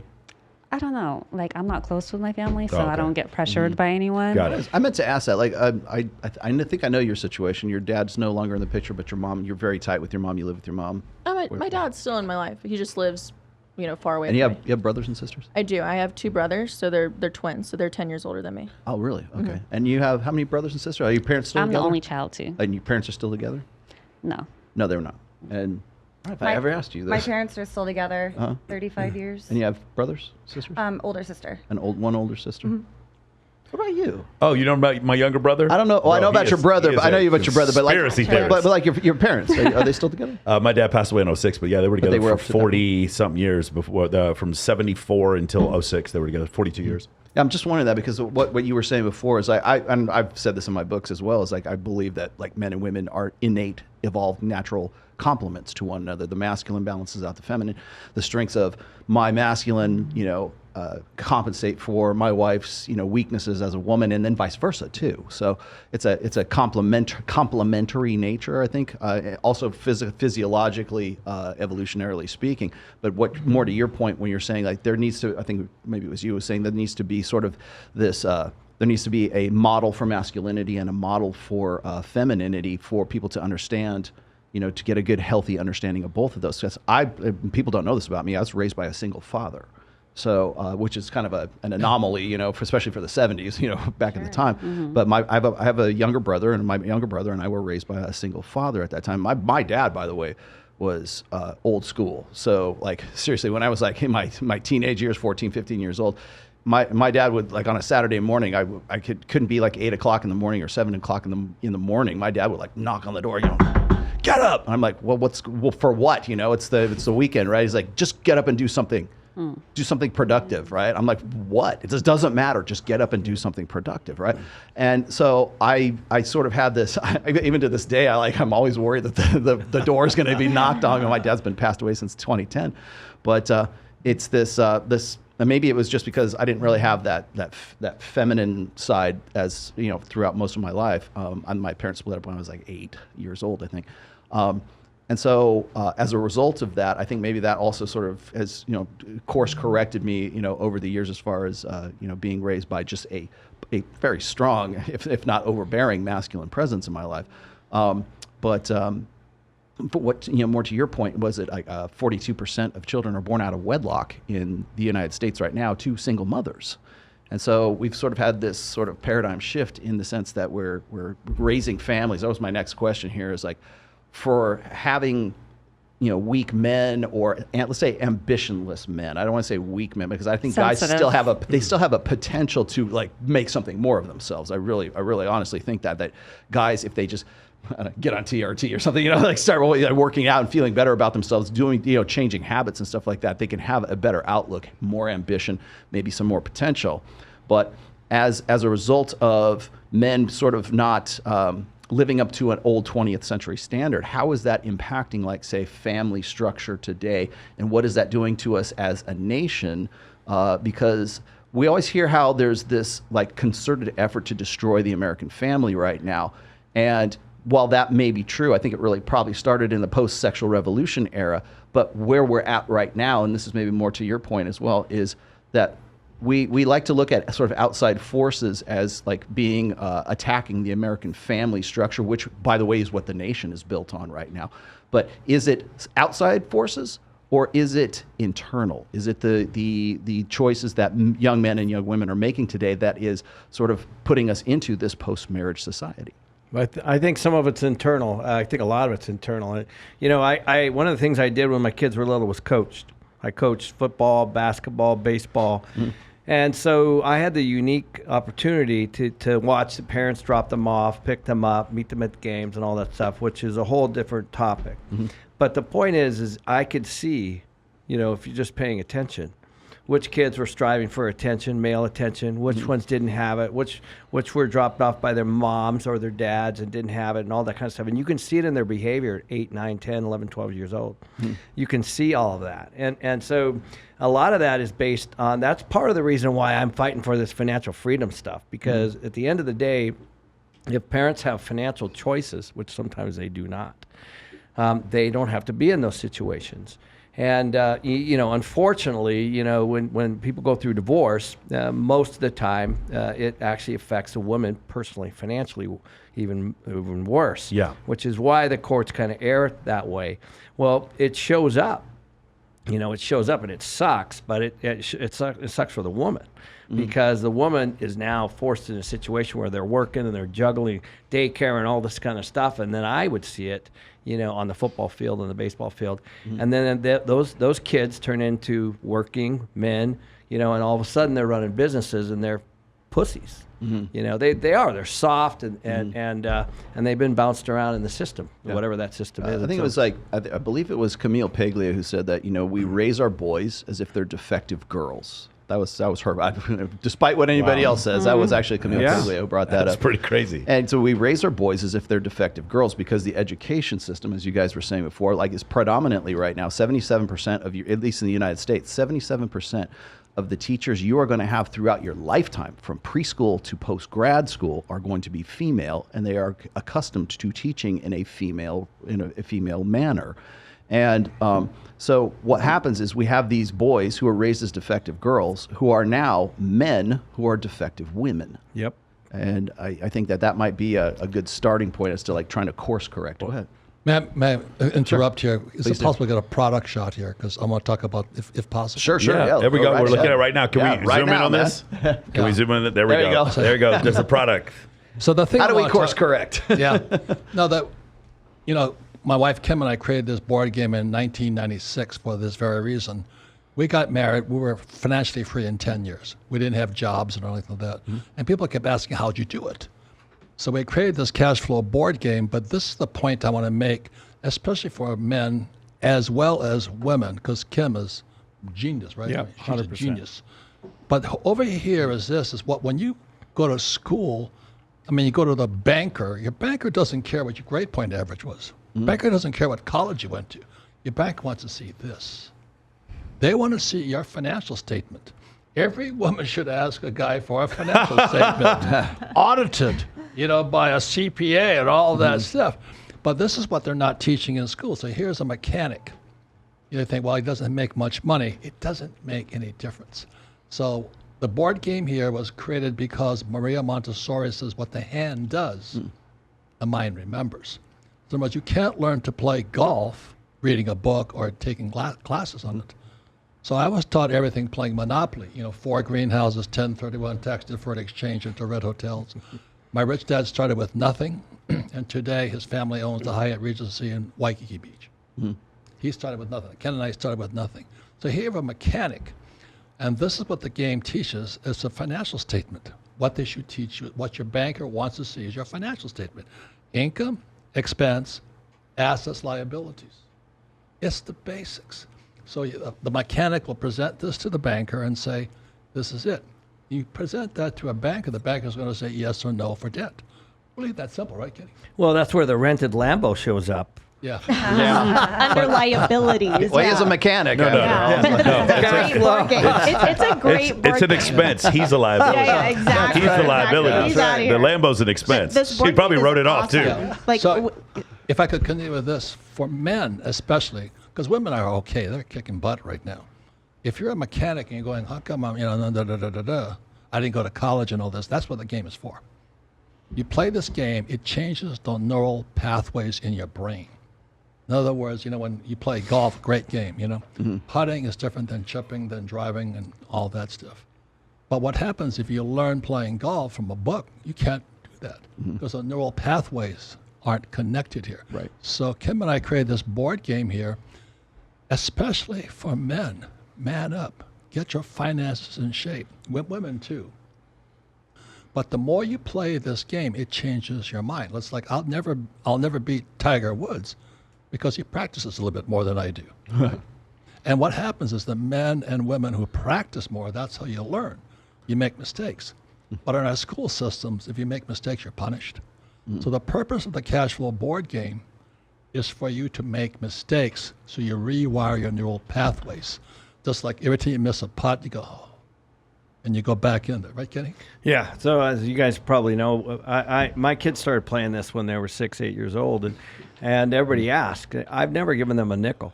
No. I mean, ever. Like I've taught them how to make money from the time they were 6, 8, 10 years old, and they've had multiple businesses. His kids are great. They're out there on the golf course making money. I'm going, geez, Well, it's empowerment for them. It brings them confidence, and even to this day, they just figure stuff out, and they have their own way of making cash, and it's just life lessons, and unfortunately, it's just not taught in school. So it can be taught in stuff like this game. Yeah, and I love that it's like gamified too. Yeah. So what the game we hosted at our real estate brokerage. Yes, thank you. We do a cash flow game night, real estate investor cash flow game night, and we bust out Robert's game, and people come over to our real estate brokerage and they'll come play it. And it's cool because it's actually very applicable. So like when you draw a certain card, you'll get like you roll the dice, right? And you move the pieces. If you land on, for example, opportunity, you can choose if you're going to pick a big opportunity or a small opportunity. And that's based on your risk tolerance, right? And so you can see the players around the table who always pick the small opportunities.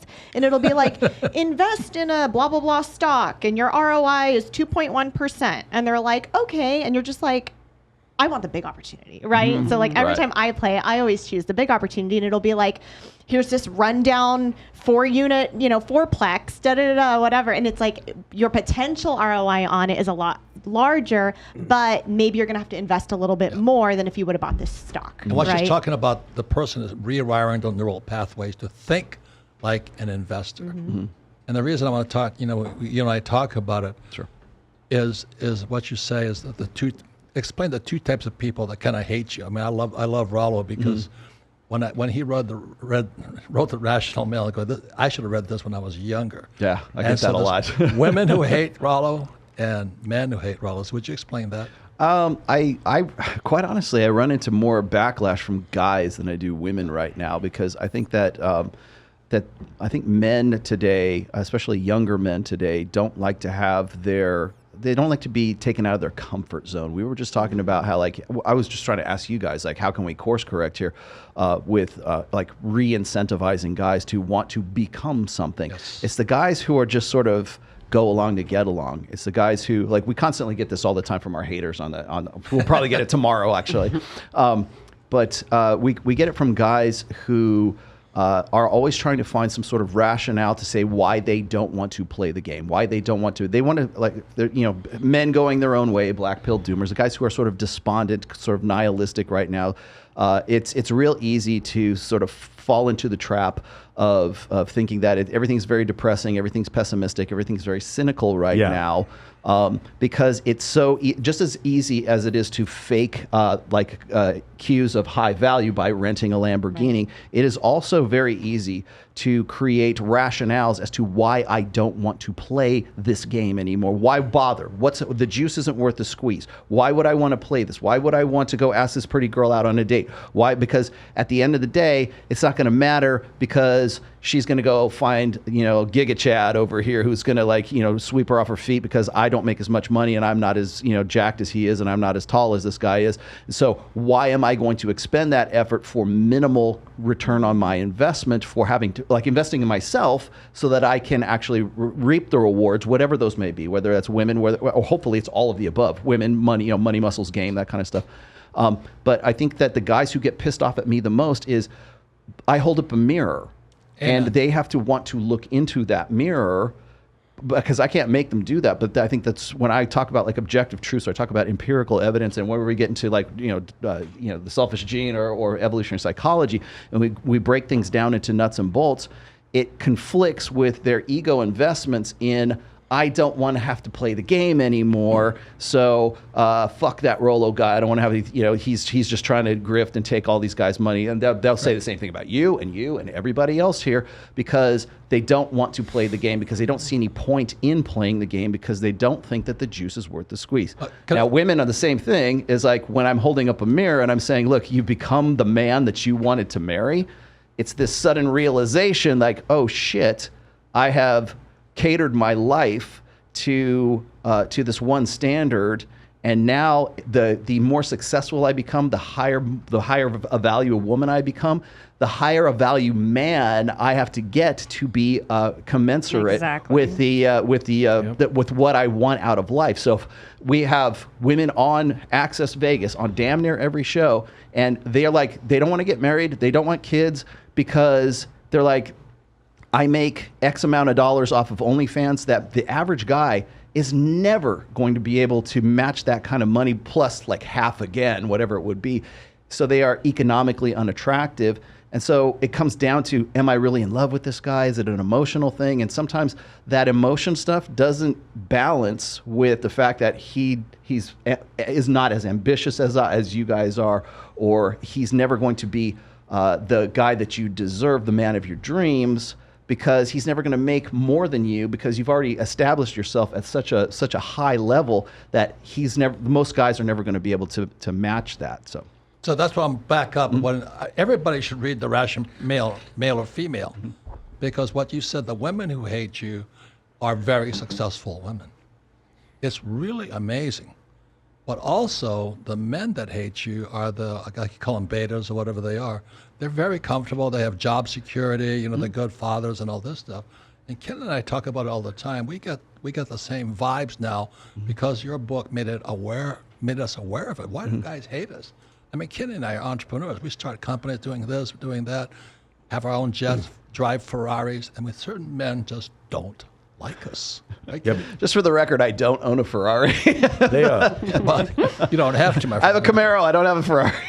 Yeah, it's very difficult, because they're going to look back at their life, and if there is no excuse, then they must lay bare the fact that it could have been them and it wasn't them, and the only reason why it wasn't them was because of their excuses. Right. Whenever, I teach a networking course, and I always get often from either a man who's been cheated on, or someone who's short, or someone who's of an ethnicity where he thinks he has a disadvantage in networking or with women, and then I consistently show him example after example, testimonial after testimonial of exactly the person he is complaining about having incredible success with his work, with his dating life, whatever. And instead of this is a really interesting one. You remember the people who thought the world was going to end July 21st, 2012. Do you remember this, right? After the world didn't end, they didn't apologize. They didn't go, oh, our bad, we got this wrong. They were even more sure of themselves. They doubled down on it, even though they were completely proven wrong. And what I found is the same thing. Is when you show someone something where they're completely proven wrong, instead of admitting that they were wrong, they double down, and sometimes they even throw hate at you. If you were to prove to a religious person, hey, the God that you believe believe in doesn't actually exist, they don't say, hey, thank you for doing that. They strap a bomb to themselves and blow you up. That's essentially what happens. So yeah, people do not like when you lay them bare. But the thing is, here's the trick, right? Doesn't matter who the president is, I'm still going to be rich. I don't give a fuck. I'm going to be in shape. I don't really care what the political affiliation or what sexual proclivities the president or the vice president have. I'm still going to be rich. I don't give a shit. And that should be the mentality that you have no matter what. Point of origin. No matter what. Yes. Ben Bernanke, piece of crap, whatever. I'm still going to be rich, and I don't care. And that kind of has to be the mentality. How about this? Market booms or bust, it doesn't make any difference. Yeah. Right, Kitty? That's right. And the point I want to get here, if you're a man and you want women like this, man up.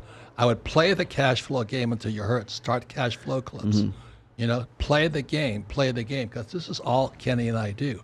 The middle of the game board here, they don't have that guy here. The middle of the game board. You can shoot it. Okay. He can zoom.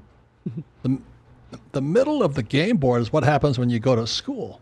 You go to school, get a job, and you wind up in this rat race here. Which I think is okay for a little while, right? You use the money. I worked in a law firm. You use the money to fund your first business, and then you keep scaling. You think like an entrepreneur.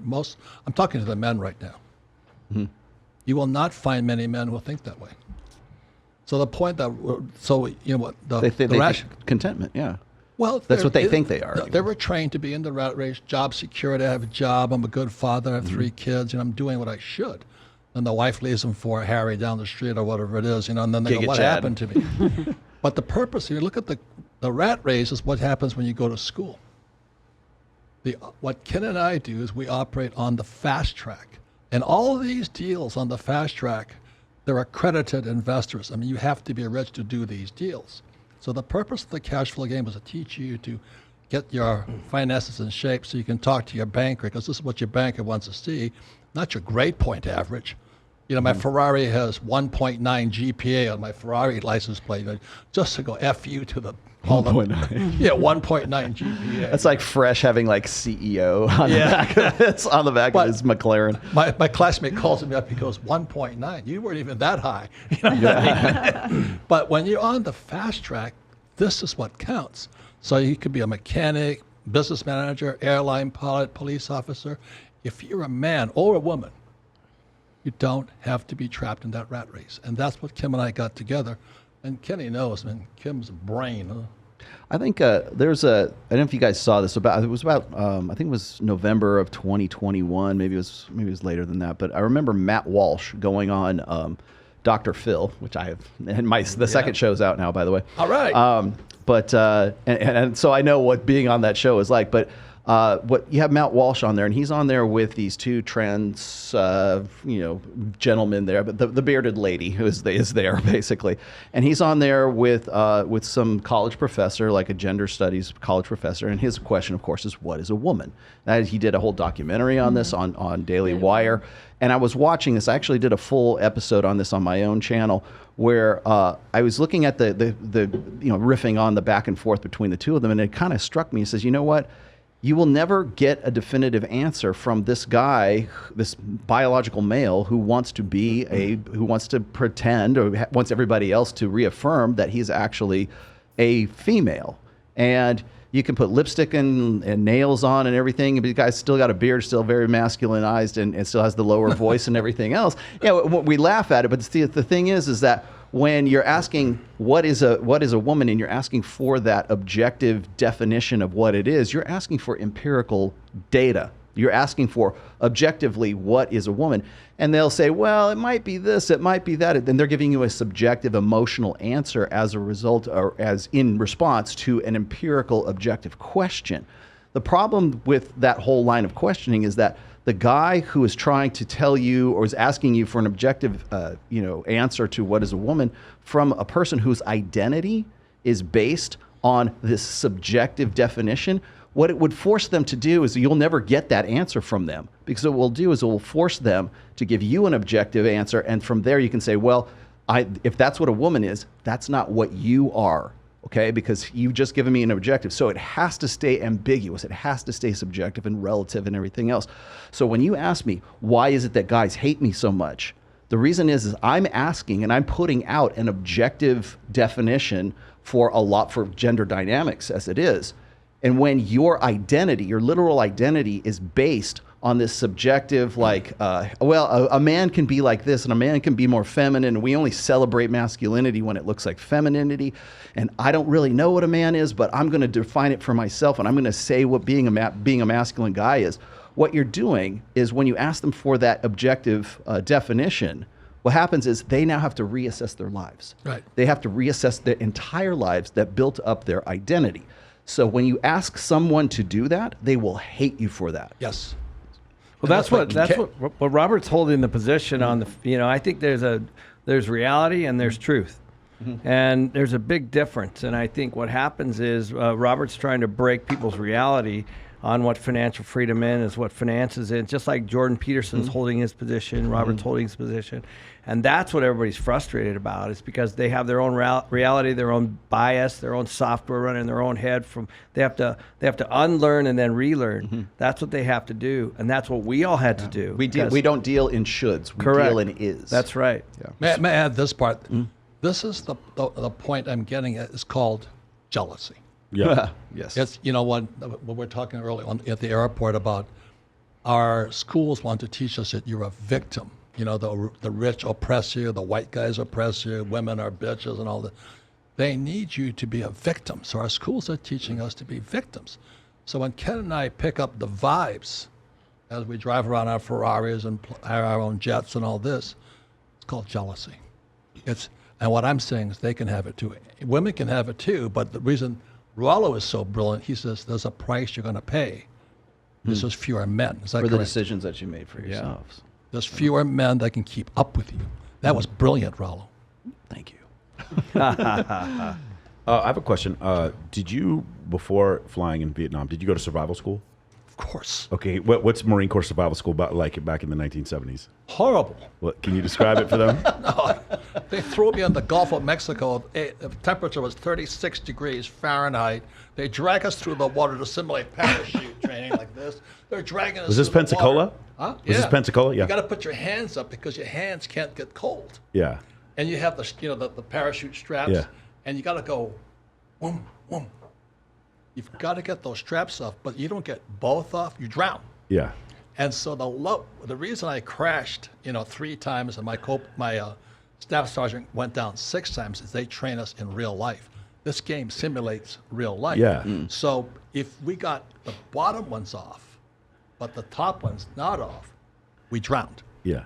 And then they throw us ashore, and then the 6 of us, 6 or 7 men, and they chase us with guns through the woods. We have no food, no water. 17 days, bro. Oh my! Naked and afraid. Eat rabbits. The real version. Ants, you never knew ants tasted so good. No, but this is the lesson. It was the best lesson I ever learned. We're starving and we're being chased and we're cold. We have no shelter. We're going to cover ourselves with leaves and dirt. And we finally shot this raccoon. So this little raccoon comes out, and there's 7 guys. And some of these pussies had never skinned an animal. You know what I mean? So I've skinned, I skinned this little raccoon. It gets smaller. And so the little raccoon is that small. We found a tin can. We built a little fire, and we had to boil them for trichinosis. It teaches all that. And by the time it pulls out the water, it's even smaller. And you got 7 guys. And then what we started to do was cut the thing in pieces. 7 guys. I heard guys growling. Bro, that piece is that's my piece. No, that's your. We turned into that raccoon. Cavemen. Yeah. We turned Lord into of the pure Flies all of a sudden. We turned into pure animals. Scarcity, yeah. That fast. It was 3 days when you have no food, water, shelter, and you're cold and being hunted. I just had a great idea. We need to get him and Dan Bilzerian here together so they can swap survival stories from when they were training. Bro, SEER school sucks, bro. Like that's when you're in the middle of SEER school, there's a point where you're like, if I knew I had to do this, I wouldn't join the military. And if I ever have to do this again, then I would never come back. But you're like, I can't quit, because if I quit, then you don't get to go to your unit. And look at the commercial. That's what the game was to simulate real life before you go into real life. Yeah. And anybody can be rich with the right education. You look at some of the smartest guys on the world. Bill Gates never finished college. Jobs never finished college. Yeah. Do you know what I mean? So this idea of going to college, all you do is get student loan debt today, and you learn to be a tranny. Like, my God, give me a break. Mark that. Mark that. Cancel. No, it is funny. Actually, Elon Musk also was getting a PhD in material physics and did not finish it. So he has all this knowledge in order to build all these things, but he didn't even finish his degree. Yeah. He's self-educated. The reason why I wanted to bring it up is because my life changed before and after SEER school, probably more than anything. Because it is this point where, yeah, no matter how bad things get, you're like, I made it through. So ours was in Spokane. That's where we did it, and it's cold out there. I did water survival at Pensacola. And man, once you get through that, you're just like, yeah, no matter what happens from this point forward, I'm just going to think about waking up with a little fire pit next to me, eating rabbits and ants in Washington State, and then nothing really seems that bad. But yeah, that's the thing. They don't have that now. This is what this current generation doesn't have like that. The intangible, like mental grit, though. Like, so even with the fund, with the veteran fund, we have a venture capital fund that invests in entrepreneurs that are military veterans or military spouses. And it's because that's the best type of entrepreneur to invest in. Correct. Because they've literally been battle tested, and they already have the mental wherewithal of the can't quit attitude that you cannot teach somebody else. They either have it in them or they don't. And it comes out in situations like that where your back's against the wall and you have to figure it out. That we do that in business every day, right? You have to be resourceful. I was speaking to you, the toughest thing about business is people. Yes. And the thing that really happened for us in 3 days, we were animals. Yeah. You know, and so when things get tough in business, you find out who's turning on you. You know, I cut off the paychecks to my employees. Oh, gone. Do you know what I mean? But that's what they're trained to do. Whereas an entrepreneur cannot quit. Yeah, I like what you said there. It's like a lot of this stuff is like it's based around human error. Like, for instance, like my wife's retired now, but she used to be a CT tech, right? X-ray CT tech. And I was always impressed. Like, I need to program the TV, but she can run a multi-million-dollar CT scanner, right? But so I'm having this conversation with her one day, and she's always, every single place she's ever worked, every hospital she's worked at, she's been very frustrated with, not because of the technology, but because of the human element that's going on and making things work. And so you've got, I thought this was very, very ironic, is that you've got this multi-million-dollar, it could be an MRI scanner, it could be like a CT scanner. It's like we have like this technology where we can actually take pictures of your guts, like inside of you, right? Miracle of technology, right? The one link, weakest link in the chain is the human element. It's like having the person staffed, getting them there on time, paying them enough for their skills, not pissing them off, giving them a 2 weeks vacation, whatever it is. The human element that goes along, it doesn't matter what the technology is. You can have this miracle technology right there, and it could be absolutely useless, or it will never be as effective as it could be if your mindset or if the organization isn't properly run. Well, I think Mike hit it. If you come out right now with this kind of discipline and that kind of work ethic, you're gonna clean up in the next 10 to 20 years. You're gonna clean up, because that's the opposite side of what we're seeing right now. Like, with my kids, all I was trying to do is teach them those kinds of things. And I'm like, guys, you're gonna sail through because all your friends are pussies. Your competition level is nothing now. This level, we'll just remember from a normal distribution, that top, outside of one standard deviation, that top 16%. That top 16% has never been smaller, but it's also never been easier to get into. It's just like any effort whatsoever, you put yourself in the top 16%. When you ask women, it's like, what do you think the top 1% of wage earners are? They're like 20 million, 10 million. It's like, no, it's $400,000, $450,000. Top 10% of wage earners is $173,000. The average man in the United States makes $39,000 a year. Family household is like $67,000 a year, something like that. And they don't come to that realization. It's like how average has shifted so far to the left. And I think it's because we've gotten away from a survival scenario. We used to be an agrarian culture where literally being bigger and stronger and being able to hunt and to be able to manage a farm actually allowed you the ability to have more children. And now you need to be able to be a good programmer, and that allows you to have more children. Matt, one more thing about entrepreneurship is the importance of friends. Yes. Like Kenny, Kenny and I have been for the 25 years. We're not partners, but we're nowhere. But we kick each other's butts. Kenny's always he's nudging me, prodding me, calling me names. I mean, George Gammon and Kenny call me a simp. Hey, let's not forget Jason Hartman is in there too. I said, what are you guys talking about? So I had to look up the word. Robert had to look it up. I'm sitting there. I go, dude, you're a simp. You got to change. You know, I'll tell you something that's funny. When we talk about friends and stuff like that, like as soon as I've known you for almost a year now, right? And like the minute we started, we did an interview and we started hanging out. We were like, do you want to do a podcast? Hell yeah, I want to do a podcast. It was just a click like that. Yeah. In some ways, like you and I have the same dynamic that I had with Pat Campbell back in the day.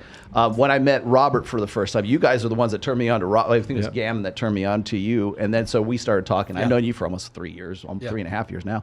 And then you were also instrumental in this as well. But there's that network, and one of the things that I think a lot of guys right now, especially of like say the latter half of the millennials and certainly the Generation Z right now, is they don't understand how men communicate. They don't understand how to have male friends. Correct. Whenever I have like a personal client or the people in my Patreon group, one of the questions I get quite a bit is like, how do I like interact with other guys? You know, how do I go to the gym and have like gym partners? How do I, because they can't tell the difference between being bullied or being hazed. If I'm like ribbing you or I'm fucking with this guy like that, like I can do that like the first time I meet him and I know like what his response is. When you met Justin Waller for the first time, you guys are like frat brothers. I'm like, from the word go, you're like frat brothers, because there's that innate understanding of like how to interact as a man. He goes, this generation doesn't know how to do that. He goes, you look great today, all homo. Shout out to Justin Waller. Yes. Shout out to Justin Waller. So like we automatically just kind of like click, right? This generation, or just the Zoomer generation, and I would say the latter half of the millennials really don't have that. And for us, when we have to deal with those guys who are like the haters in the chat or something like that, I have to remember that they don't have that same frame of reference that we do. Yes. So I think it has something to do with social media as well, because I've noticed with guys, definitely, they're super comfortable, DMing me and carrying on a conversation on Instagram. But when you meet them in person, they're like, "Oh my God, I'm so scared, I'm shy," and then it's not the same. Social media is a buffer. It's a buffer against rejection. No, it's because they're using ChatGPT. That's what you're they're using. Those are using ChatGPT to message you. Yes. And then when you meet them in person, they don't have ChatGPT anymore. Exactly. And they don't know what to say to you anymore. Let me ask the question. So what attracts you to a man? Besides the Ferrari and the jet. No, I'm kidding. What qualities, what traits, and all this attract? Because I would say the four of you here, what men want, if you're straight. But anyway, but I'm saying, what is it today that you're looking for and all that? Tell the men out there. I think we talked about this a little bit kind of on the last one that I was on. So like we were talking about ambition and, to act on it. And also I think it's important for, I feel like the four of us kind of feel the same way, when it comes to what we're looking for in a partner, because, we're sitting here with like a bunch of women that deal in business. But somebody who's also, masculine and could hold their own. I think everybody here is good with their femininity. I don't think anybody would have the "I don't need a man," attitude. But I want a man. In a mean way. Everybody here makes their own money and they are fantastic at it. But, not the hating of men kind of attitude. I'm definitely trying to find the balance between, I don't need a man and I'm very independent, but I am very traditional. And I do like being married, and I do like being the one to cook and clean and take care of my man. I do both. So I run my business, but I do all the things that a traditional wife does, and I love that. That's my own personal preference. And there's a lot of things I look for in a man, but if we're just talking about that initial attraction, which a lot of guys want to know, forget later on, once we've had a couple dates, how are we going to initially connect? What's going to draw you in? For me, I can usually tell right away if a guy can handle my masculine energy and makes me feel more feminine. What I need in a partner, the things that traditionally women used to need from a partner, I don't really need. What I need is a man that is not insecure about my masculinity and knows how to make me feel more feminine. Or just naturally makes me feel more feminine. That's really important to me because it's been hard to find. That's something that guys get so threatened by, because a lot of this generation isn't masculine like they used to be.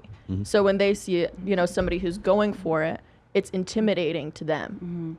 We've always said that if you're the right guy, you can draw that feminine out of that woman. Even if like, was it like resting bitch face? It's like if the girl seems like she's like really like, you know, standoffish, if you're the right guy, right times, you can draw that out of her. It's a gift. Hey, baby, if you're watching. It's a gift to break through that effortlessly, because it also, when it's not ingenuine or they're trying to manipulate you or they're trying to figure out, you can feel that it's not natural. You can tell when it's natural that they're going to be a good compliment to you and they're not going to be insecure about you. And if you feel more, you know, giddy and feminine, being a masculine woman, you're onto something. So that's my initial attraction. I think strong men, they come off so confident because they have a level of confidence within themselves. They have proof of what they've accomplished in their lives so far. They have ambitions of what they want to do and grow for themselves and for their future family.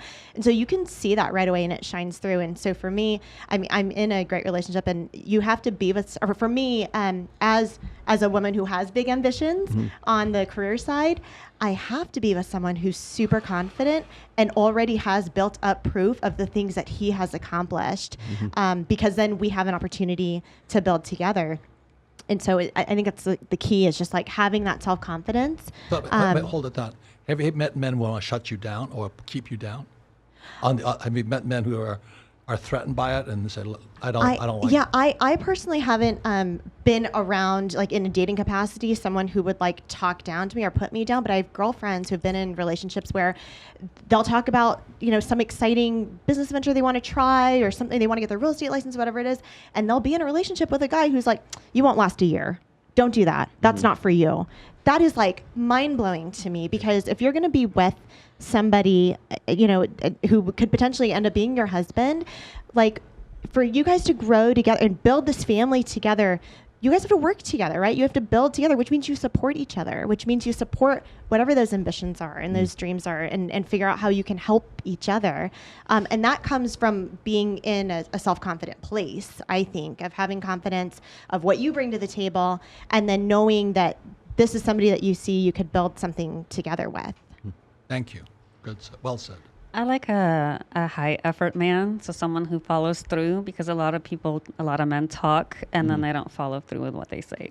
So that's a turn off to me. That's like number one. Yeah. The guy I'm seeing now, when we start dating, I said, the first thing you need to know about me, mean what you say what you do. If you say, "Hey, this Friday I should take you to this," you better take me. Even if I don't really care what it was, there's nothing more unattractive to me than, "Oh yeah, I'm gonna go get one of those. I need one of those. I'm gonna go get one of those, or I'm gonna go enroll in that, or I'm gonna go take a trip here next year," and you don't do it.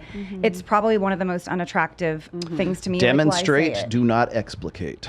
Yes, definitely. And also the little things of like opening doors. Like I think maybe just again growing up in a household where you see that, right? My dad opened all the doors. My dad made sure, and he had this saying of like all in. Like he would open the car door for my mom and I, close, and before he closed it, he would say all in, just to make sure we're in, right? And so like I grew up with that. So starting from high school onward, you know, from my high school boyfriend onward, that was one of my filters. Like because your father set that model of masculinity. Yes, if you are not opening the door for me, one, I notice, and two, I'm like, strike one. What the exactly. You know what I mean? Strike three, you're out. You know. I often get into trouble for this because people think I would say something different, but I'm always for the idea of men paying for a date. If you're going to take a woman out, you're going to like. Because first of all, that establishes frame. Amen. You have a world into which that woman wants to enter. You always pay for it. And even guys, you want to say, guys, well, why do they hate you, Rolo? Because I say stuff like that. I mean, that sounds very old school, but it's also very pragmatic as well. There was a purpose to that. Like we will call it a tradition, but there's a conventional reason why you do that. Because you're establishing a frame into which a world into which that woman wants to enter, and that's part of that world.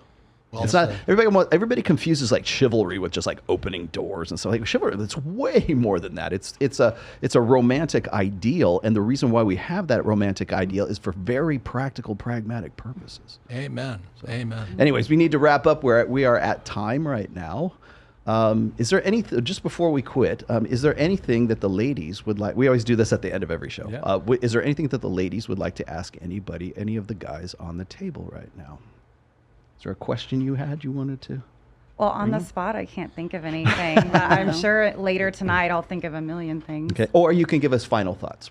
I got a question. Yeah. Okay. So when you guys talk about the business ventures and stuff, is there an age where you think it's too late to start? So I don't know. Gosh, no. I think, well.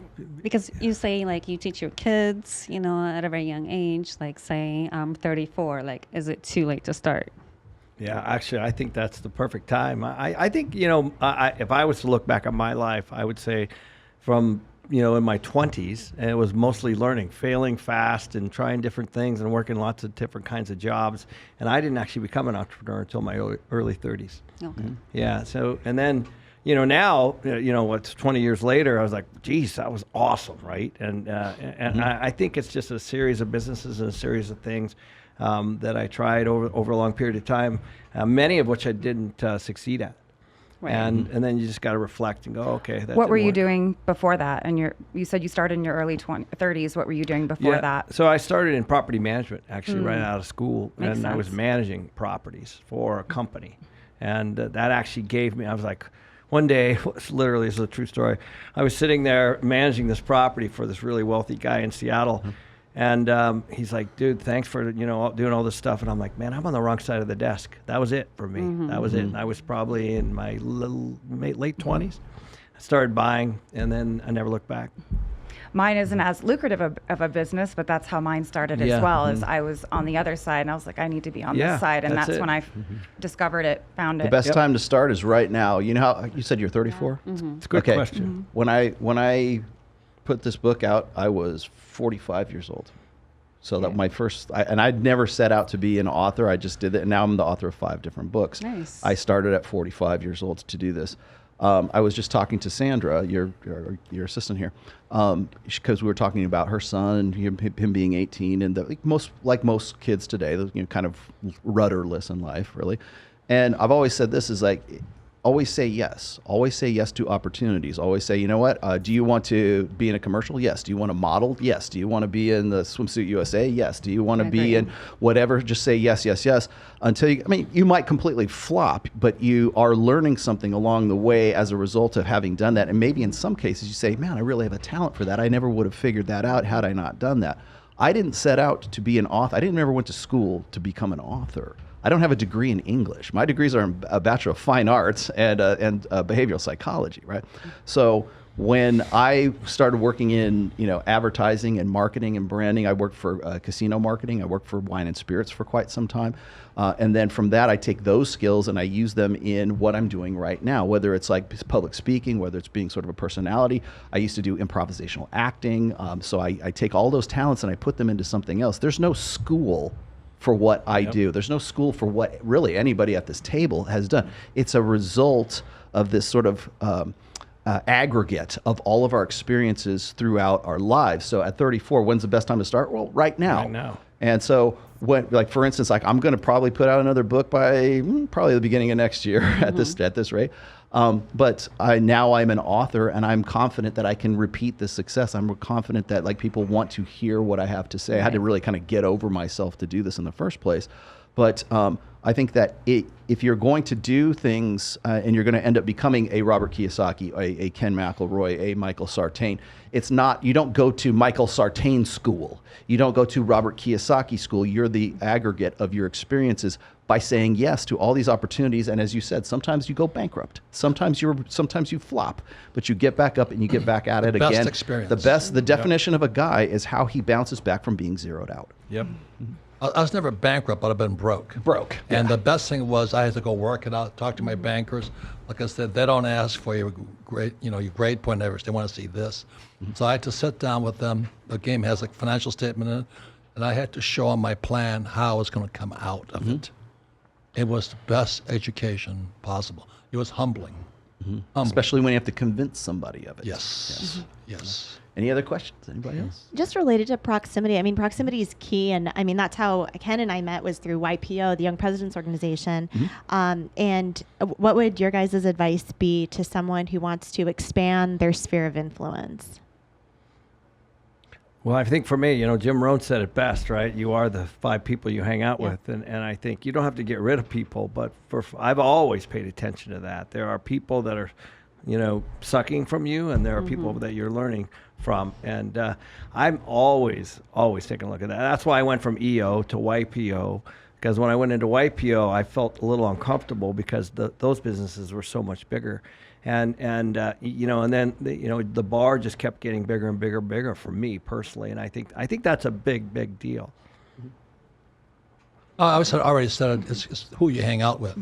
You know, my friends are like Kenny and like Gammon and all this. We are tough on each other. Yeah. In a nice way. Tough love. Yeah. Very important. Really tough. And I learned that the hard way. They held me accountable now too, because apparently I'm a part of all this. Yeah, you are. Yeah. So it's for your friends are. If your friends are going to pussy cake, patty cake with you, not your friend. Yeah. They won't tell you the truth. They'll just, everything's fine and all this. So I prod them. I said, what do you really think? Yeah. And to find somebody who's going to blast you, hard to find. Yep. Love that. I think that's it for us. We got to wrap up. Hey, listen, the jet's not leaving without Robert. That's right. That is stay true. as long as he wants. We can go all night. Thank you guys. That is That was true. really Why don't you fun. talk about where people can get this? Yeah. Where can they? Online at Rich Dad, but I'll get me your names and I'll ship you a game free. Excellent. We already have it. We did the lovely. cash flow game night at our brokerage. I'll take remember? hers. And we'll put Over and play. we'll put a link in the description Sure. for this. Perfect. Definitely, Yeah. definitely we'll do That's a this. great way for Robert to get numbers, isn't it? Right? There you go. I've I seen know. that trick. Oh. When- Thanks, guys. This has been But awesome. anyway, just teach. You find when you teach, you learn. Yeah. Yeah. It is the most Absolutely. powerful thing you can do. So somebody says, "Oh, I played it once." I'm going, "You didn't learn anything." It's like saying, "I putt the ball once." I'm a professional golfer. Yeah. Absolutely. Yeah, I think the way we write the course is we do. We learn by doing, and so if when people want to say like, well, how do I live a better life? What's the takeaway from this? Show me how to live kind of thing. It's really, we can only give you the tools. You have to be the one to actually take those tools and use something and paint the Right. picture of your life or build the whatever it is that's going to be your next life. But it comes down to the individual. I can't make somebody go use the tools that you or I or anybody else gives them. But it comes down to sort of your own personal motivation and incentivizing yourself to go and become better than you are right now. What does it take to go from being ordinary to being extraordinary? The answer to that is your own motivation and getting off your Ambition ass and and doing doing. it. Yeah. Stop And sedating yourself. implementation. Get out there and Yep, do it. You got And it. if I could add one more thing, choose your teachers wisely. Right. Because somebody puts something in your head, it's there for a while. Yes. We were talking about action, so I think that's another issue with the decline in gentlemen and just society these days. All these podcasts are out. Everybody's getting all this great information, so they're getting their stuff done, working. They're playing these podcasts from brilliant guys like you in the background, and they think I'm learning, I'm improving my life, and they listen and they listen and they listen. But then 2 years later, they're still They listening. take no Yes. action. Yeah. And nothing's happened, and I think that's Apply it. a big issue that's been going on. And Implementation. I do want to throw this in real quick. If there are any women, we got off subject with talking about women in business and masculine and feminine energy. If there's any women with high masculine energy business owners watching this, check out Rory Ray, RORIRAYE. She is an expert in this, and she teaches women how to separate the masculine and the feminine and when and why. And she's brilliant. It's really good stuff. It helped me a lot. You guys should even have her on the show Okay. sometime. We'll look into Nice. that, Rory Ray. Yeah. Good. Thanks, guys. This has Great. been awesome. Thank you guys so very much. much. Thank you guys. And- All right, listen, we're going to see all of you really soon. You guys can check out everyone's link. We're going to put it down here in the bottom. Hopefully we have not sufficiently offended you. Or hopefully we have, so that this thing goes really well on YouTube, guys. We'll see you soon. Thank you so much, Robert, for coming out Thanks, here. Robert. Thank you, Ken. Thank you. And we'll see you guys here really soon. Thank you guys. It was so nice.